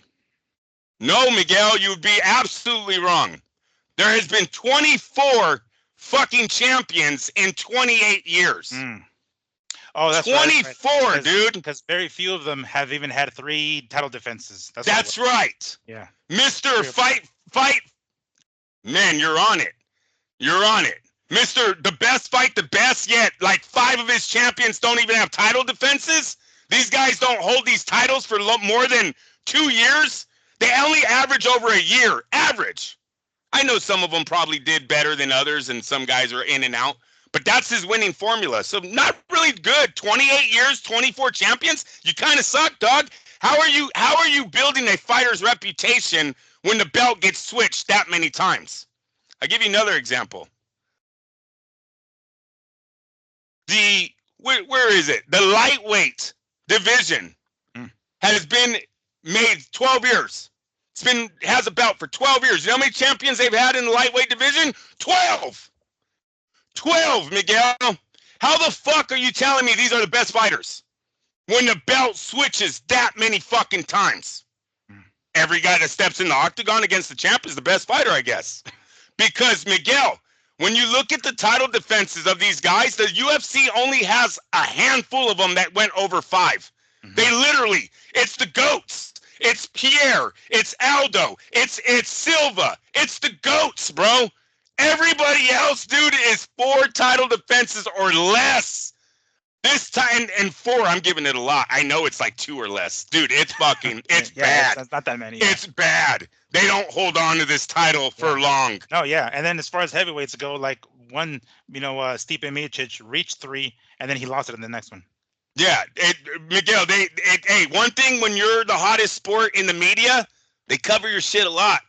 There's a lot of breakdowns of these UFC records. It's like, wow, Dana, can you keep longevity? Do you have any proof where your fucking champion can hold a title for a long period of time? Are we really goats because we held on to a belt for 9 title defenses? That's why I sent you the Salvador Sanchez. 9 title defenses by 23. See the difference there? 23 years of age. This is the winning formula that we're talking. No, I'm sorry. I'm going to tell you again. The winning formula is them making money and not the fighters. The winning. Keep in mind that's what it is. It's them pocketing 80% of whatever the revenue is. That's what the video that was that I sent you of this guy Luke Thomas talking about. That's his speculation, 100% speculation. But that's him saying, look, this is what it looks like is going to happen. He's gonna come in the Trojan horse, right? The fox in the pen, whatever, right? It won't work. No, it probably won't work. It probably won't. But this is the warning saying, look, he's showing, hey, look, Turkey, this is how it works in my sport. This is what we get, and this is what the fucking fighters get. They get peanuts. And Turkey's like, oh shit, I'm $20 million in the hole, and with Better Biev and Bivol. And this is a long-term plan because the point of Riyadh season is to bring tourism. So maybe the money that they intend to make up is on the second half of the deal, I guess, the end half, because they're certainly not making that money right now. But when Dana White comes in and says, look, this is what we do, and this is how much peanuts we give the fighters, and this is how much we pocket, it's like, oh shit, well, that looks great. Sure. Now, mind you, this is Turkey not knowing jack shit about boxing, and very, very little compared to some of the other guys. I mean, he overlooks some of these promoters and goes straight to the fighters. So when he sees that, maybe he does see dollar signs that says, okay, now mind you, PBC tried this before. They tried to have everybody under the same umbrella, and it just didn't work. Unfortunately, the sport is just maybe not for that. But when every promoter is kind of selling their ass to Turkey Al Sheikh, Top Rank probably out the door real soon. Eddie Hearn and Matchroom, they're down with Turkey Al Sheikh and everybody else. If they're all giving their ass or selling their ass to him, and if he's rubbing elbows with Dana White is saying, look, this is the model. It's Dana not because White he's trying to make fighters millionaires or billionaires or beat pay-per-view numbers or anything like that. It's like, look, Turkey, this is how we can get your money back. But okay, so once again, I got to tell you why this doesn't work for boxing. The MMA has a lot more fan base, bigger fan base, because they have multiple combat sports that thrive in big countries, right? Mm-hmm. UK, America, they love their taekwondo, they love their jiu-jitsu, wrestling, huge, right? Huge fucking sport. So when you have combat sport athletes that ain't never been able to hold on to shit, they ain't never had, you could fucking tell someone I'm a blue belt, black belt, about to be a red belt, whatever the fuck these belts are. No one gave 2 flying fucks about it. No one cared. A karate guy could be like, I could break 3 boards in a row 17 times. No one gave 2 fucks about it before. The UFC changed all of that. The UFC allowed everybody that has a brown belt to think they're tight in the octagon. It allowed everybody to think they had some kind of wrestling accomplishment in high school, that they would be a badass in the octagon. And every time those fights come on, all of these little knuckleheads that have their little brown belts and their little wrestling match tournaments all show up to the TV and pretend that that's them in their present time fighting in the octagon. Boxing does not have that luxury for Dana White. So you can't just go, I'm going to put a wrestler in with this Brazilian jiu-jitsu guy and everyone's going to fucking tune in. It doesn't work like that. In boxing, we have nations that back our fighters. You have to get a country to back your fighter. Manny Pacquiao showed up and had the Philippines. Canelo has Mexico. Chavez had Mexico. We know all the American fighters, how all the athletes will come out and watch the Floyd Mayweathers, the Sugar Ray Leonards, the Mike Tysons. These guys get, yeah, dude, Floyd used to fight. They'd be like, The whole Super Bowl offensive line team is here tonight. The starting lineup for the NBA. That's how they used to announce Floyd Mayweather's fights, because there were too many fucking athletes there. They would just say the whole fucking lineup is here. I'm not doing every guy. The MMA, that's what we have. That's how we generate our money. There is no, when you go to, I have never been to a boxing match and seen two gyms fight each other. Yeah, at MMA, I have heard of two styles getting into it in parking lots, or two big. We don't have that kind. Oh, yeah. But we've had race wars in boxing matches, right? Don't put whites and blacks, Bo versus Galata, Puerto Ricans, Mexicans. You know what Bob Arum always says about that. Yeah. Boxing thrives on a different engine. My grandfather loved boxing. He only went for Mexicans. I'm dead serious. My grandpa fought we went to the war with us. He was enlisted. Loved America. Don't get it twisted. But when it came to boxing, sure, better believe who he was rooting for. Got to root the countryman. Yeah. Got to root the country. Yeah. Dead serious. Now, if boxing went to the MMA, I can almost guarantee you every boxer would get in line and go, no, our guy tonight, baby. This is it. This is our guy. That's when it would turn into our guy. Now we're putting the sport on that man's back. When you're in boxing and it's just two fighters, no, that's no one's in the crowd going, oh, I want the boxer to win. I want the brawler to win. Yeah, we don't have that luxury. Dana White has that luxury, and unfortunately, his game plan sucks. He can't keep a fucking champion. He can't defend a title. I could only. Well, do you think he cares about keeping a champion, or is it like, well, what have you done for me lately? Like, oh, I have the belt on this guy now. This guy's gonna give me X amount of money. Once it dries up, right, onto the next dude. Pass the belt on. I don't. Then the media should call it like that then. But yet instead, I have to hear how he's gonna save the sport of boxing. How is he gonna create an Anthony Joshua Klitschko moment when he's never done it in his own fucking sport? How is he now gonna come to my sport and create that same 80,000 seat venue? How is he gonna create the 41,000 seat venue at Horn versus Pacquiao in fucking Australia if he's never done it?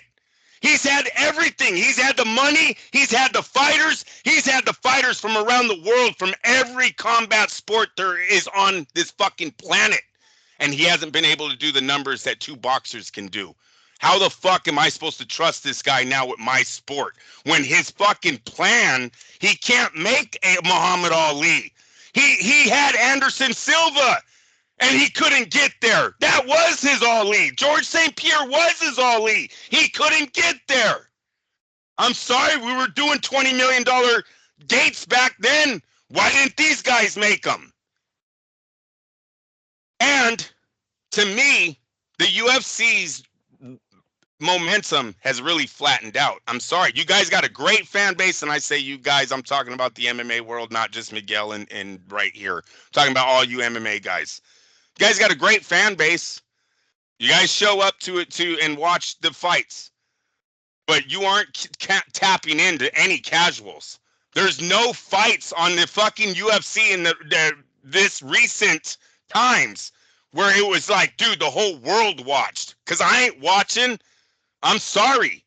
And I think if there was a fight good enough, hey, Holly Holmes versus Rousey. But you watched it because there was a boxer. Not because it was like, all right, let's watch an MMA. Like, for you to say, like, well, I'm not watching. It's not like you're watching because you're watching two MMA guys. It's because there's a boxer or a previous boxer at least that's interested. So it's not that it captured your attention because, oh, you're gonna see these two MMA dudes go at it. It's because there was a boxer involved.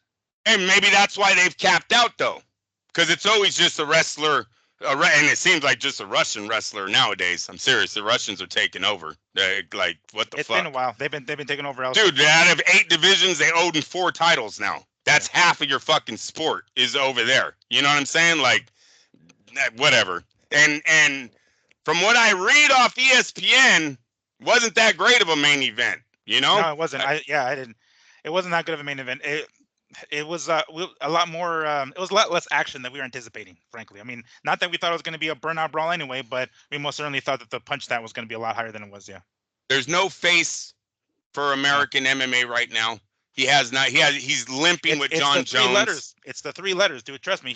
Yeah, but I know that people like we. You guys have already open, huh? You guys have already bought into the 3 letters. What I'm telling you is they haven't grown in fucking 10 years. That's what I'm telling you. The same 1 million buys you guys did in 2000, you're doing in 2025. There's no growth. There's absolutely no. Oh well, shit. We have 3 fights that did 2 million. We had one fight that did 5 or 4. What did Manny and 4 point something? Yeah, 4 point something. 4.2.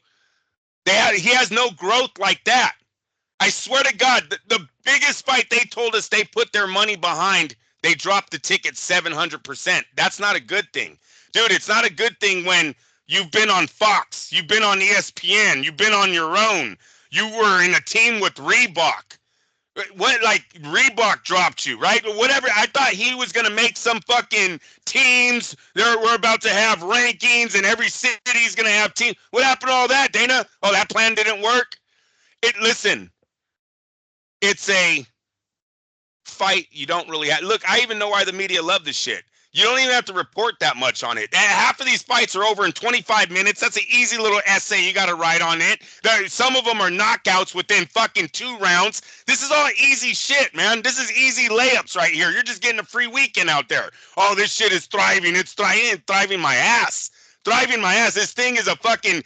No wonder your belts. You think belts are a piece of shit. You can't keep them on a fighter. Like what the fuck? Fuck that belt. They're not here for the belt. They're here for the savage beating. It'll be over in fucking 20 minutes, and you can start drinking again. That's what it's really about, man. I mean, it's seriously like there's no pride behind everybody losing. How can you have like this dude's awesome? He has 5 losses. How is he that fucking awesome? Every guy he gets in the ring with is awesome? I guess that's what we're going to say now from now on. Oh, I don't know. They're all just the best. They're all just the best. No. We have guys that are supposed to hold on to titles. They are above others. Not everybody's equal. Dana wants to make everybody equal. Think the fans are going to buy into it. We're not the MMA. That's your guys' shit. You guys have bought into that weak-ass platform of anybody can win on any day.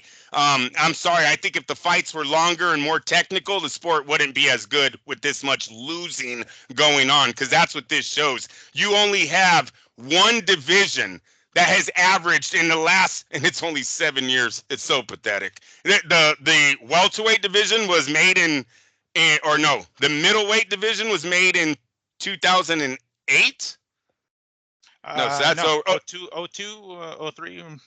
Because I might have that wrong. I don't know why I put because before there was no weight classes. So then when they started throwing in weight classes, they would call what is now the light heavyweights. They call them middleweights. So then the middleweights. That should be 17 years. That's 17 years, and they've had 15 champions. What a fucking joke. So just out of curiosity, when you bring up these stats, these facts here, that what are you saying exactly with that? What are you saying that there's no winning formula?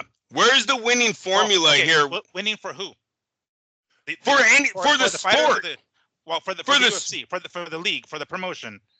Because the majority of the money isn't going to Turkey Ali Sheik is going to start making toys, lunch boxes, T-shirts, then I could see that platform working. But if you're talking about live gates and pay-per-views, they have not done better than Eddie Hearn has done in the UK with Anthony Joshua, and they have not done better than what De La Hoya and Bob Arum has done in America. That's what I'm saying. The numbers, dude. How long ago? Well, Anthony Joshua.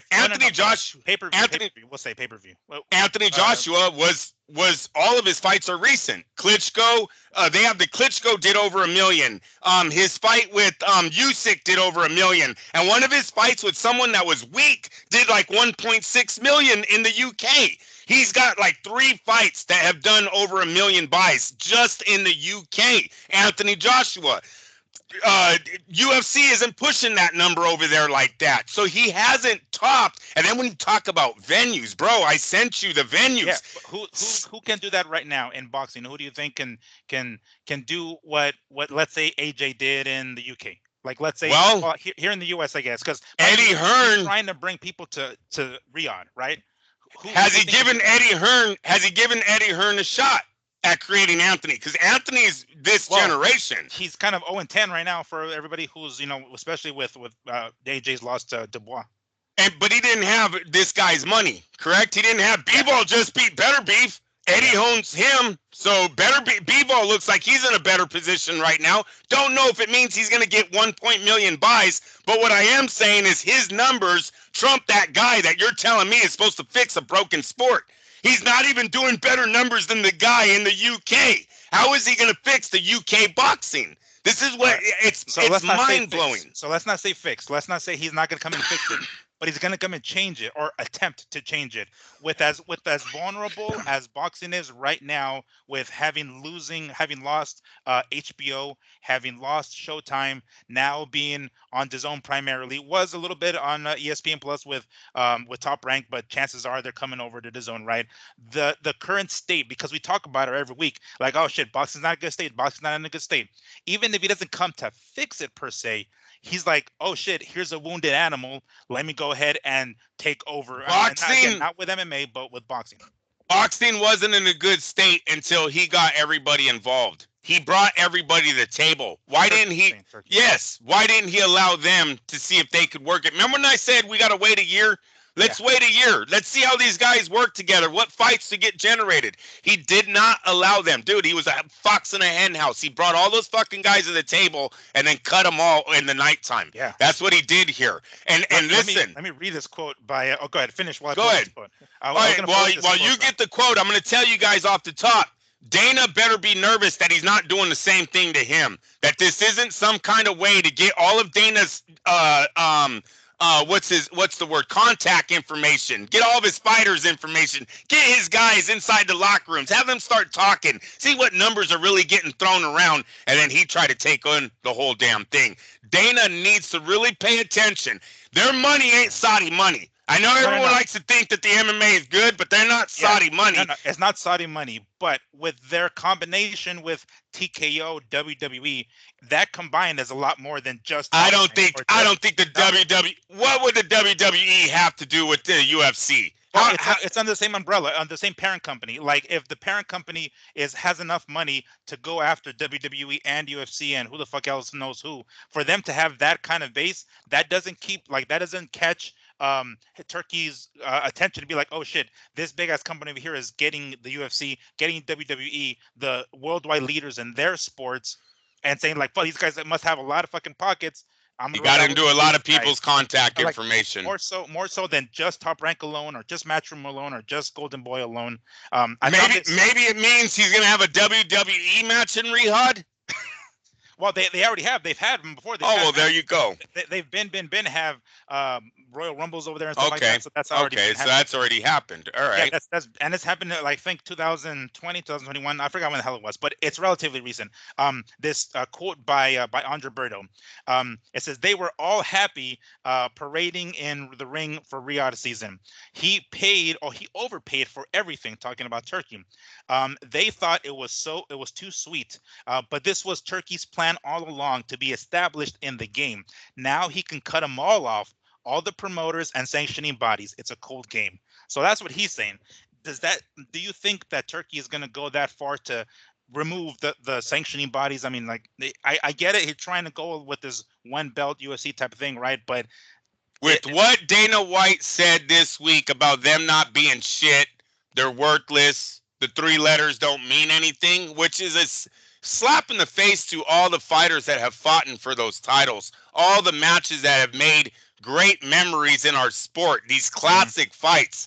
You guys don't understand how much this man has put down our sport. He literally went on ESPN and was like, I used to talk a lot of shit about boxing, and here I am. You fucking snake. Seriously. Yeah, he's always been a snake. Serious. Yeah, I know. The guy can hit his wife and America don't care. I serious. Oh, yeah, I guess I won't drink anymore. We all seem to be like, oh, yeah, that's cool. Yeah, but if it's a fucking baseball player, if it's a football player, what happens to those men? What happens to them if they get caught on video slapping their fucking girl? Silence. Silence. You lose your fucking career, basically. Dana White got to blame it on alcohol. Seriously. This guy is no good. He doesn't give two shits about boxing or boxers. We didn't get him started. I don't know why. About his fighters, period. Well, he should, because that's been his bread and butter. Yeah. That's been his bread and butter, and that will continue. Let me tell you something. Dana White has protected you guys more than you fucking know by never giving the combat sports fans the real fight they wanted. And that's when you put the heavyweight champs of both sports in the fucking ring. Mike Tyson would have fit the mold. Evander Holyfield would have fit the mold. Lennox Lewis, the list goes on. Supposedly they were offered. No, they weren't. Don't give me that shit. No, they weren't. I heard oh Lennox my God. Lewis, and I want to say either Vladimir or Vitaly Klitschko. I heard one of them say, "No, I'm trying to get elbowed in my fucking eye." That's what I remember. Either it was 25 million. Klitschko said, "Give me 25 million." Dana White don't give that type of money. Give that fuck no. You know that. So if they offered him $5 million, then don't buy into that shit, because these guys make 20 million a fight, and we all know that's what Klitschko told Dana White. I want 25 million. Manny Pacquiao said, I want 20 million. All right. He had fighters like Kermit fucking Centrone call out Matt Sierra, and he said, no, you could have got him for $1 million. Kermit Centrone, he wouldn't have done a fucking thing. But guess what I found out about Kermit Centrone? Two-time NCAA state champion. You don't think Dana knew that shit? You don't think Dana was like, fuck you, dude. You're going to block the takedown, punch my guy one time in his ribs, in the back, in the side of his ear, wherever the fuck, you're going to crush him. No, not doing that. Yeah, he wasn't fucking. He's not dumb. And another thing I found out doing all my research, and I know you talked about it a lot, but are you serious? There might have been a moment where BJ Penn and Canelo are in the same division. That's who Canelo's facing, is BJ fucking Penn. The physique of both of those fighters, how different they are. Oh yeah. Yes, well, I know one's. He got up to. I know one's a great jiu-jitsu guy. I'm not taking away his skill, but what the super middleweight division looks like compared to BJ Penn, yet that division's, what is it, 155, or is that the 170? No, 155. Lightweights is 155. Welterweight is 170. But he was for a brief moment at 170, not too long. Canelo wasn't there at that time. It was more 154. It was more so then the 170. When you start comparing of like. Some of these fighters are 6'2". What is a welterweight? What are their sizes in the 170?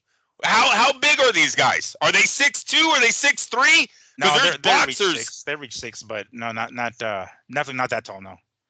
That's weird, man. I know you've always said it, but I'm only looking at the shit. I'm like, what the fuck? I was like, Canelo's not 205. Canelo's not 185. Where the fuck is Canelo fighting in this octagon? And then I looked at the rankings of, it was the champions. And I seen all the fighters that he would have potentially fought. And I was like, what the fuck? These guys are, in my mind, off memory, Matt Hughes was not the biggest fucking dude, bro. No, he's not. He's short and stocky, yeah. You're telling me Canelo could have fought Matt fucking Hughes? I'll take that fight all day. I'll bet on that fight all fucking day. I'm sorry. I just would. That's not what I was thinking when I was matching up UFC and boxing. I didn't know Dana was looking at shit like that. Like, yeah, you're fucking stupid. We're not doing that matchup. So yeah, no, he's protected the MMA way more because Miguel, you guys, you MMA fans, I promise you, That fight does 5 million pay-per-view fucking buys the day it gets signed. I promise you, tickets would go for 100 grand front row. I fucking promise you that. If you ever put Mike Tyson or Lennox Lewis or Klitschko or Roy Jones in the ring with one of the top MMA fighters at the time, and this said, this is it. This is for all the in the ring or the cage? In the cage. Oh, okay. Miguel. I say in the ring. Don't you disrespect. Oh, did I say it? I'm sorry. I just say in the ring. I was like, wait, hold on. We already seen them. Don't disrespect us. Come on. They can't beat our fucking YouTube guy. Who's our? He's seen like he's ours now. YouTube guy. Oh. Who's it? Paul. They can't beat Paul, bro. Fuck out of here with the ring. No. Okay, so let's go down that rabbit hole. Let's say it doesn't work, right? Where does that put boxing? Like, let's say, in a good spot. Well, hold on. Turkey Al-Sheikh says, "Oh shit, we're gonna do this." Like, all right, Dana, we're gonna come in here, and he does what Andre Berto just said in his tweet. Says like, "Yeah, y'all thought we're cool parading all over here in Riyadh season," and then he cuts off these promoters. So he cuts off these promoters. In comes Dana White to try to do his thing, and let's say it doesn't work. Doesn't that really fuck boxing up? Like, it really puts them in a very, very like depleted position. Like the fact that every other promoter gets cut off because Turkey Al-Sheikh says, no, fuck that, we don't need you anymore. I could just talk to the fucking fighter directly or whatever. And he's rubbing elbows with Dana White coming in to try to do the UFC model, but it doesn't work because we've seen PBC try it and they didn't fucking work. And granted, Al Heyman's another story, but regardless, they try to do the, hey, you're not on this side of the street kind of thing, right? Trying to have everybody under the same umbrella, which is what pretty much they're trying to do here. It doesn't work. But by that point, has all the damage already been done? I think I like what Eddie Hearn said about we will continue to do 85 shows worldwide. We'll put them all on DAZN. We're still under the DAZN platform. It is going to be very hard for him to take the boxing world over without the the acknowledgement of the promoters, the willingness of the promoters to go to the table and go, yeah, here's my guy. Let's work a deal. If the promoters come together and go, hey, did you see this bullshit they pulled with Dana White? Yeah, fuck these dudes. Well, he's not getting any fights, right? I don't care how much money you tell the fighter you'll give them. It's up to the promoter. As long as that contract is legal, and it's going to be up to Eddie Hearn to set up these fights. So, and Dana White and everyone else. So no, I think he might have jumped the gun here too fast. That's what I'm saying. This Bivol versus Benavidez is a statement fight. If they can get this fight made without the acknowledgement or the approval of Turkey Al-Sheikh, that speaks big for the other promoters that have, the Ryan Garcias, the Gervonta Davis, the big names that are going to drive the pay-per-view. Because look, tourism is not going to win with Canelo versus Skull. And you guys, I told you this before this Dana White merger happened. You would want Canelo versus Crawford in Dubai. You don't want Canelo's title defense in Dubai. Who the fuck's going to spend that type of money to go watch a fight you already know who the winner is? And I thought the best fight the best, yet here we are with Canelo versus Skull. Go ahead. So, all right, let me go ahead and take it a step further. For those of you who may or may not know, I was also a big wrestling fan when I was a kid. The two in the late 90s, the two primary promotions out there was WWF, now WWE, and WCW. WCW eventually folded in 2001. They were actually in the process of selling to who was then a big name in WCW. His name is Eric Bischoff. He's still around. He was in the process of purchasing it. He wrote a letter. He got a bunch of investors. He's saying, look, if y'all don't want to fucking, Ted Turner was in deep shit already. He was the one that was the previous owner. And he had merged with AOL Time Warner. AOL Time Warner started booting him out and basically said, we don't want this fucking wrestling on our channels. We're just above wrestling here. So Eric Bischoff, who was at one time an executive producer there at WCW, says, fine, I'll buy it. I'll buy it from you guys, right? So he goes and finds all these investors. By the time he gets everything done, they're like, too late. We already sold it to WWE, and they're like, fuck. Anyway, me saying this here, there was a point when they were actually trying to get this deal done with this guy, Eric Bischoff, and they said, fine, we'll sell you the organization, but we still own TNT, we still own TBS, we still own CNN. We're not going to put you on our television networks. He's like, what the fuck does this do me now? I have this great organization over here, but I got no platform. We know that Turki Al-Sheikh is a percentage owner of DAZN, right? If what Eddie Hearn says is right, he says, hey, this doesn't fucking work out. We're still going to do 80,000 something in UK, yada, yada, and be on DAZN. Well, if Turki Al-Sheikh owns a certain portion of DAZN, is he going to say, no, maybe sour grapes, but you're not going to be on DAZN. Fuck this. I don't know if he has that much pull, quite frankly, but he owns a certain amount of DAZN. I thought it was only 1%, though. I don't know. I thought it was like he put in a 13% or some shit like that. I thought it was some number up there. But regardless, let's say he has that much pull to be like, no, Eddie, it ain't gonna happen on DAZN. You can still go do your 80,000% or 80 plus in Wembley or whatever. But it ain't gonna happen on DAZN. Is that too far fetched? I think so, because he still needs the fighters to make his fights. Until he can get a Dana White monopoly and take all these contracts and put these guys in contracts that they can't get out of and keep them, basically under his umbrella, it doesn't work. This platform will not work. He can do that? Because that's one of the videos that I sent you. Well, that's Miguel. Because that's the thing. That's what Luke Thomas is saying. The guy, I mean, for those of you guys who don't know, go ahead and look up Luke Thomas, because he talks about this exact scenario, which is why we're even talking about it right now. It's like, oh shit, this is a warning. This is what it looks like. Yeah, everybody's selling their ass to Turki Al-Sheikh, right? DAZN, here comes, and we've called Oscar Hoare before. He's like, well, no, but let me tell you where your guy went wrong. He didn't know that they were going to shit on all the belts that have made legends. And because they did that, they gave opportunity for boxing to go as boxing has for all this hundreds of years. And that DAZN, Golden Boy, Top Rank, and El Heyman all know how to rent a building. They know how to get TV production in that building. They know how to put on pay-per-views. They know how to put on fight cards. They have all the connections. They're not new to this game. With them turning their back on the belts this week, they gave opportunity to those promoters to keep boxing going just as it's been going. Yes, you know what Saudi is now? Saudi's a big fortune cookie. It's a big lotto win. If maybe you make it to the point where he wants to put one of your fights, but as long as you're signed to Golden Boy and Top Rank and PBC and Eddie Hearn, you'll continue to fight at these locations in LA and Las Vegas and the UK. We have all the locations. We've been doing it all at Barclays. We'll fight at Barclays Center. The ball will keep rolling. They gave that opportunity. Now let me tell you, your guy, like so many other combat sport media members, fix. He's gonna fix. They're rooting for the bosses. They ain't rooting for the fighters. No. These fighters need to wake up and start reading. Dude, do you know, if you read the Dana White announcing the signing, there's MMA guys like, why can't you get me a fight? When am I going to get my fight? Where's my... They're literally on the chat under his fucking signing into boxing.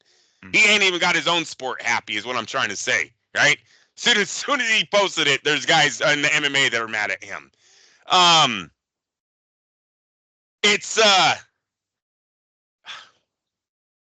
What was I going to say with that? The guys with the contracts, they need to be more literate with their fucking contracts.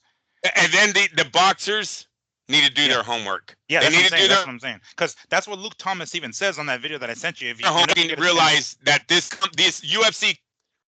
Huh? No, go ahead. What'd you say? Oh, because you kind of pausing right now, Miguel. You're pausing. I'm sorry. Yeah, then it comes on like in 5 seconds.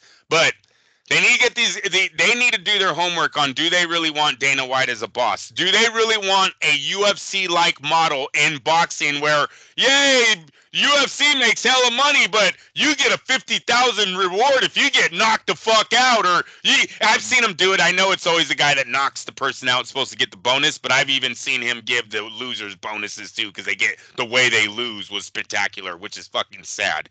Should have been in the guaranteed purse, but whatever. And you can't sign. You cannot sign. As long as you don't sign, then we're all good. That's precisely what Luke Thomas says in that video. It's like these fighters, need to really fucking pay attention to what it is they're signing, because if they're doing what Birdo is No, it's not basically even saying, pay attention though. It's not even pay attention. well, They not sign. need not to sign. Well, They that's need what I'm saying. not to Well, sign. I mean, when they to pay attention to the point that they read it and then they see that stuff and they're like, oh shit, yeah, this is not good. I ain't signing. That's where I'm getting at. So it's not like that's going to be a good deal for them anyway, because according to the UFC model, that's what they're trying to do at this point, is get giving fighters shitty pays and they pocket the majority of it, which is what the UFC does now. Let's just take the UFC contracts compared to boxing contracts. Do you think any dads, Devin Haney's fathers, Teofimo Lopez's, do you really think they're signing the UFC contract of $50,000 payouts? No, not right now. Not right now. That's what Andre Berto is saying. Well, the free, the big money now, and once he gets them under their, that's in blood. It's another thing. Then that's the leverage that De La Hoya, Eddie Hearn, and PBC and all these guys, Al Heyman. PBC's almost out the window, so they might be. We will see. We will see, because they're limping. They're limping around. You know what I'm saying? They got Benavidez. Yeah, they got Benavidez still. By May, supposedly. And they got Gervonta. But hey, Eddie might be working some things over in DAZN right now. Look at these, like Avengers. They're forming. They're going to be forming teams up right now. They have to. They have to, but look at their negotiating tool is way bigger than dude. I'm telling you, Dana White can't match these guys. When you tell a fighter, yeah, Anthony Joshua made $25 million a fight, and De La Hoya goes, yeah, did you see what I did for Canelo? He made $35 million. He made $32 million a fight. He was the highest paid athlete in the world, not just in boxing. In the world. What's fuckboy gonna come with? My company teamed up with WWE and we're $7 billion. What do you got? What are your fighters making? These men just told me what their top did, because I know it's not everyone, but doesn't everyone think they're making it to the top? When you're undefeated and you're coming out of the Olympics, don't you think you're the golden child? So why the fuck would you sign with some guy who's going to pay you fucking peanuts when you have men that are sitting in front of you that have written multi-million-dollar checks for their fighters? That is something that negotiating angle that the boxing promoters hold on Turkey right now is really going to fuck him up. I don't know what this guy is thinking bringing Dana White in. Dana White is not in the boxing game. He doesn't pay fighters like boxers. We haven't hit a moment. Canelo hasn't told us, hey, I only make 300 grand a fight. I actually don't make 30. When that happens, then I'll be scared that the MMA, that Dana White's whatever the fuck they think they're going to do is going to happen. So, all right. So here's the thing. These guys, at some point, I'm talking about the Canelos, in particular him, but the Devin Haney's and Teofimos, they're still young, but they're up there in the 20s. By the time I mean, like Turkey and the UFC and the TKO start to really implement their plan, could they be already maybe on the way out? And they got the guys who would get paid, fucking Tank or whomever, right? Getting paid the mega bucks. They're kind of sort of slowly on the way out, and then a new batch comes in. If they can latch onto the new batch to kind of like road cock block them and be like, look, those guys, they used to make 30 million, but that's not boxing anymore, yo. This is how boxing is. You get 50K for whatever the fuck, right? But Miguel, you guys are missing that De La Hoya and them are still at the same Olympics trying to get guys too. They're gonna come right off the top with, I can give you 3 million a fight. Dana White don't do that. So who do you think these kids and these fathers are going to be signing with? I'm telling you, it's such a angle that De La Hoya, because with them not with leaving the belts alone, nothing changes. Now you turned your Ring Magazine belt into some fucking gimmick show over there in Saudi Arabia. The rankings are with the promoters. The belts that everyone's used to seeing are with the promoters. So all they have to do is go to casinos, say, hey, you want this fight? We got this fight. They're going to get these kids money because the sponsorship ain't going to stop, right? All these beer sponsors love Mexican kids. They love Puerto Rican kids. When they see a kid, good face, got fast hands, money starts coming behind them. Nothing changes. He became a fucking gimmick. When he had all of the fighters and all of the promoters at the table, now he was powerful. Now he was going to make things happen within the sport. You eliminate all those guys and then get some bum that's going to fucking try to make bum contracts? You're so, we're going to sign guys the lowest we can. When you have men out there offering $1 million contracts, you're not going to win in boxing.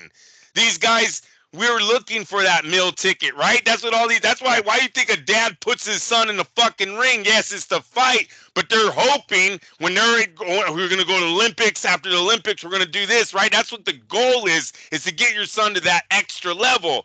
You think you're going to come out and sign a fucking $30,000 contract with the company that, if you really do your homework, has treated their fighters like shit for a very long time? It's very public knowledge that a lot of MMA fighters that leave the UFC are not happy once they are retired. Then all these stories come out of how much they were fucking dogged.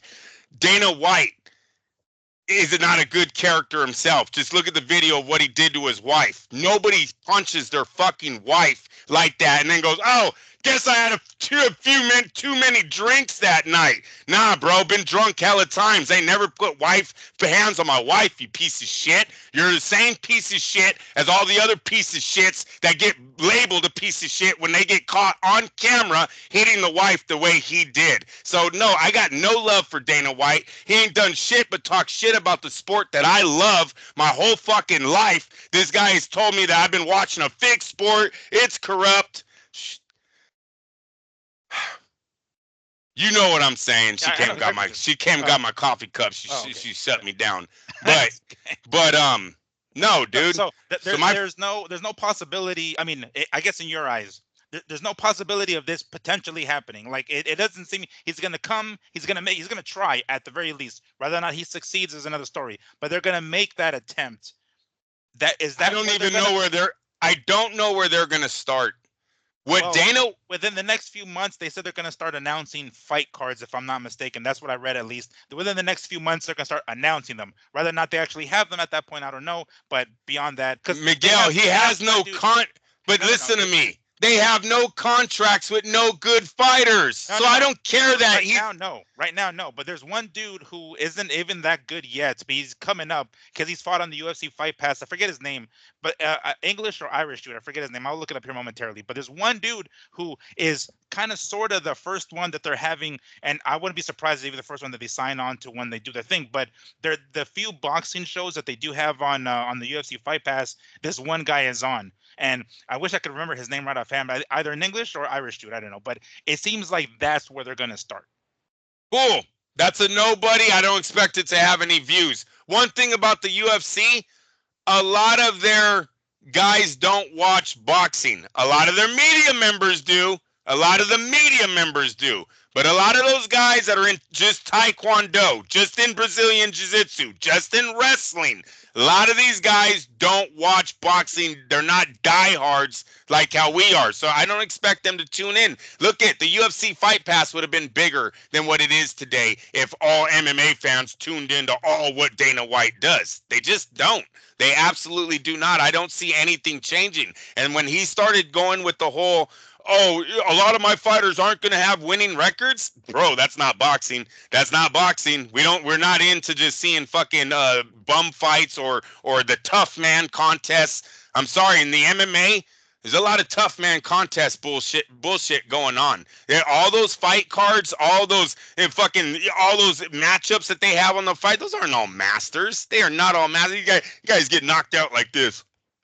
The fuck out. No defense, chin all in the fucking air, throwing punch. They show the replay, fucking arms all. It's just garbage. That's why guys that know stand up can't fucking bring themselves to that level to be like, oh yeah, no, he totally would have fucking went 12 rounds with it. Get out of here. Alex Pierre is totally a boxer. Conor McGregor, totally a boxer. Get the fuck out of here. It's not. That's why we can't watch that shit. Dana White fucking knows it. Hey, he already said he's not going to allow. That's why Piera, I hope that was a decision controversy, or did Piera lose on Saturday? It was close, but he lost. I mean, it just the way bro, he lost. You heard what he said on Saturday night, on Friday, right? What, potentially fighting Usyk? Yeah, no, yeah. He goes, I would like to fight in the TKO. Dana White just said you're not. Yeah. Dana White just said you guys aren't doing that, and here you go. Right away, want that boxer money. Get the fuck out of here. Then gets rocked. I swear to God, they always get rocked after calling out fighters. It's the I don't know if you've heard, but it's the UFC game curse. Like, Yeah, as dude. soon as they put you on the fucking cover of the UFC game, you lose, and this was the most recent one. But I mean, I don't know what it is about if they feel like in the next fight they have to show that they do have stand up or what it is, but it does seem like that is a bad thing, is to call out a boxer the night or week of the fight that you're doing in the MMA. Yeah, I'm so happy for. Not happy. Look, I was a little bit nervous earlier in the week. I still blame a lot of this. I'm blaming on the media for hyping this sport up for more than what it is. I'm sorry that, I don't know where is the winning happening at. Where is the best fight the best? You don't have a best. You guys are the jack of all trades. Everybody's winning. There is no best. Who's the all-time legend? You guys have like 3 of them in 30 fucking years. Yeah, it literally is Aldo, St. Pierre, and Silva. Yeah. They have like 7 title defenses, 8 and 9 or some shit like that. It's like, wow, okay, at least they have those. Everyone else, 1 title defense, 2, none, 1, 2, none. I was like, this is a fucking joke. How much of a joke is this? Yet Usman or whoever the fuck, he's the greatest of all time. Oh, fucking that other dude that beat St. Pierre, Khabib, oh, he's the greatest of all time. Like, every fucking time there's a UFC fight, the media does nothing but post how they're the greatest of all time. They lose in 2 title defenses. Alex Pereira was supposed to be the Shama. Oh my God, the hype that the combat sport media gave to this man is it's sad, but you guys never put the pressure on him to actually define it. That's what's the funniest shit about all this. The MMA world has never put the pressure on Dana White to take out boxing for good. You guys all like to say that that's what's happening. You guys all like to say your sport's dying, we're taking over, but you ain't never pressured the shit for it to happen. We know why. And it didn't happen this week. All that happened was they got put in their place by Canelo, and now they want in. The fuck. And I also think when they sold the Fertitas, is that their name? Fertitas. Those are legit businessmen. They sold at the peak. They knew what was coming. And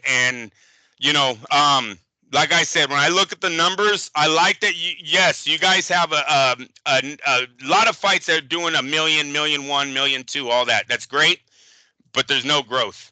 That same number you've been pushing for 20 fucking years. That tells me you have a steady fan base. That's good. You're the WWE, but you ain't taking over shit.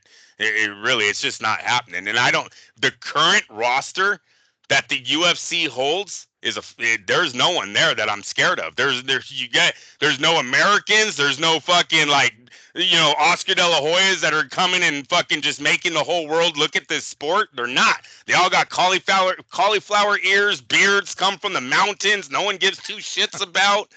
Just calling it like it is, dude. I really am. I've seen no one likes this new champ. Said he was boring. Said he couldn't believe he won this fight. Like, it was, it was bad. It's not how you win a belt. And then even Dana, you see him look at the scorecard. He's like, fuck, because what is he supposed? Look, he already had this problem of wrestlers taking over this sport. That's why he set up certain rules where they were limited on what they could do, right? Because he wanted more stand-up. He wanted more stand-up game. If there's a stalemate on the ground and nothing's happening, then the referee will stand him up, because that's the only I tell you all the time, you hear it. Sometimes you hear them boo when it goes to the ground too much. It's like, what? I thought you guys liked the technical Brazilian Jiu-Jitsu bullshit. But obviously you don't, because you're fucking booing. And then they fucking cheer. Casual fans. Those are more the casual fans. Yeah, well, I see a whole stadium get up. When that ref says, break, get up, I see everybody. Ah! They know what's up. They know it's cracking, Miguel. They want to see hands flowing. That kick was pretty. The kick was pretty. Yeah, the spinning back kick, yeah. I seen that. I was like, sometimes I see the moves that they do, and I'm like, damn, that was good. Yeah. So, but so spinning back kick was good. But But yeah, that's my rant, you guys, on the signing of the UFC. Look, I see Suleiman came out and said he's not disappointed. I don't know why that happened. I know that he is disappointed. But I think Turkey Ali Sheik gave them all a lifeline this week. He really did. Dissing them. Yeah. Yeah. He gave them opportunity to keep their own businesses going over here. And unfortunately, because the UFC is so far away from money than where boxing is, De La Hoya and them have a lot of ammo going up to these kids that were coming out of the Olympics. That's really who makes the biggest money, right? It's not we give a shit about guys that are coming out of gyms. Hey, I got a guy in the gym who's 12-0. They want Olympic bred guys have been in the system for years. They know everything about the ins and outs of the sport. Those are the guys that are making the serious money. I just think they still have the upper hand in negotiating because Dana's not going to match us in money. And unfortunately, even if His Excellency gives them the money, stats prove he can't keep a champion. So what's His Excellency going to do with that? Just keep paying everybody $10 million? You got to have someone that makes money eventually. We get why the UFC makes money. They put fucking 17 fights on a card. People buy the card. They all like every fight that happens on it because they all got some kind of connection to whatever style of fight is going on, and they make a good nickel. There is nothing on there that is the same with boxing. In boxing, you have nations behind these fighters.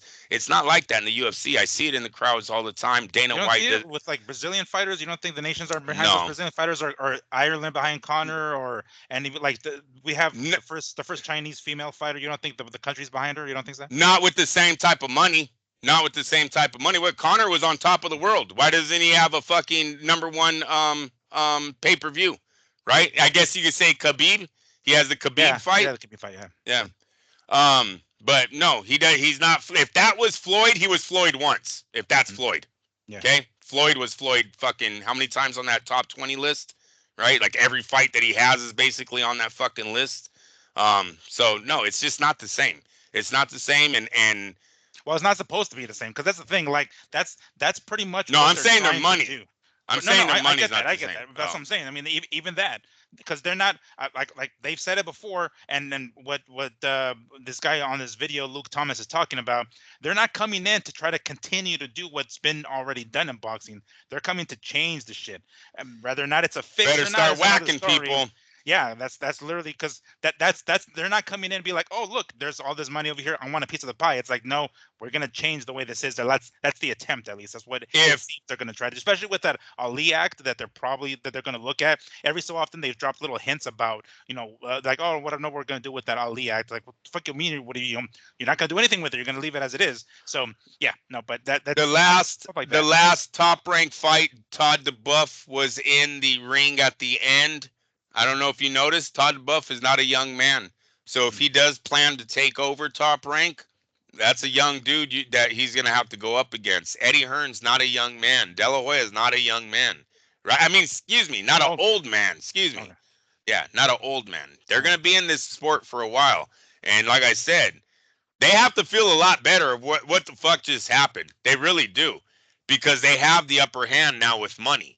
Basically the same argument boxers have had on the MMA, they're going to continue to have on this TKO company, unless the TKO companies out of nowhere are going to start paying their fighters. And then I got to think that that's going to make a little bit of a backlash in the MMA world, because at some point, you MMA guys got to fucking wake up, man. Yeah. Like, you're these media guys come on here talking about how much money your company's worth, yet you guys won't go on strike, you won't do shit. Without you, they're not shit, right? If you remember this, going back to the Fertitta brothers, they owned I don't know if they still do. I think they still do. I don't think so anymore. Maybe they don't. But they owned a chain of casinos here in Las Vegas called Station Casinos, right? Well, none of those were unionized. They did not have union there. For the time that they were owning the UFC, they made sure there was no fucking, no collective bargaining, no none of that shit. To be like, fuck that, get the fuck out of here. So that's the direction they're intending to go, especially when it comes to like stuff like this with boxing and whatnot. But yeah, that when you hear that, when we talk about these MMA fighters in the UFC unionizing to some degree and coming together, It's because they're being clipped. I guess they're being nipped in the butt. Whatever the attempt they're trying, definitely was nipped in the butt right off the bat with the Fertitas because they weren't trying to do no union shit. Yeah. All right. Well, that is that. We got a nice good 2 hours out of this show. Thank you all once more for joining us. That was the fastest 2 hours, Miguel. Are you serious? We're serious, yeah. And it's almost 10 o'clock, and we gotta go to bed. Oh It's yeah, I time gotta to go work to tomorrow, bed. and we gotta fucking, we have our work responsibilities. And of course, right before my fucking camera decided to take a shit. All right, but nonetheless, thank you all once more for joining us. We will be back here next week talking about Keith Thurman and Brock Jarvis, I guess. There's Nick Ball is fighting this weekend, so if you guys tune into, I'm not sure if he's going to be on DAZN or ESPN Plus. I'm not entirely sure where the hell is that, but hey, there's some sort of boxing this weekend.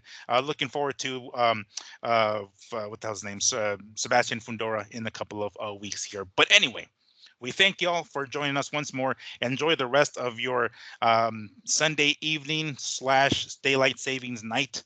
And we'll be back next week. Enjoy the rest of your work week, everybody. Peace and take care. Peace.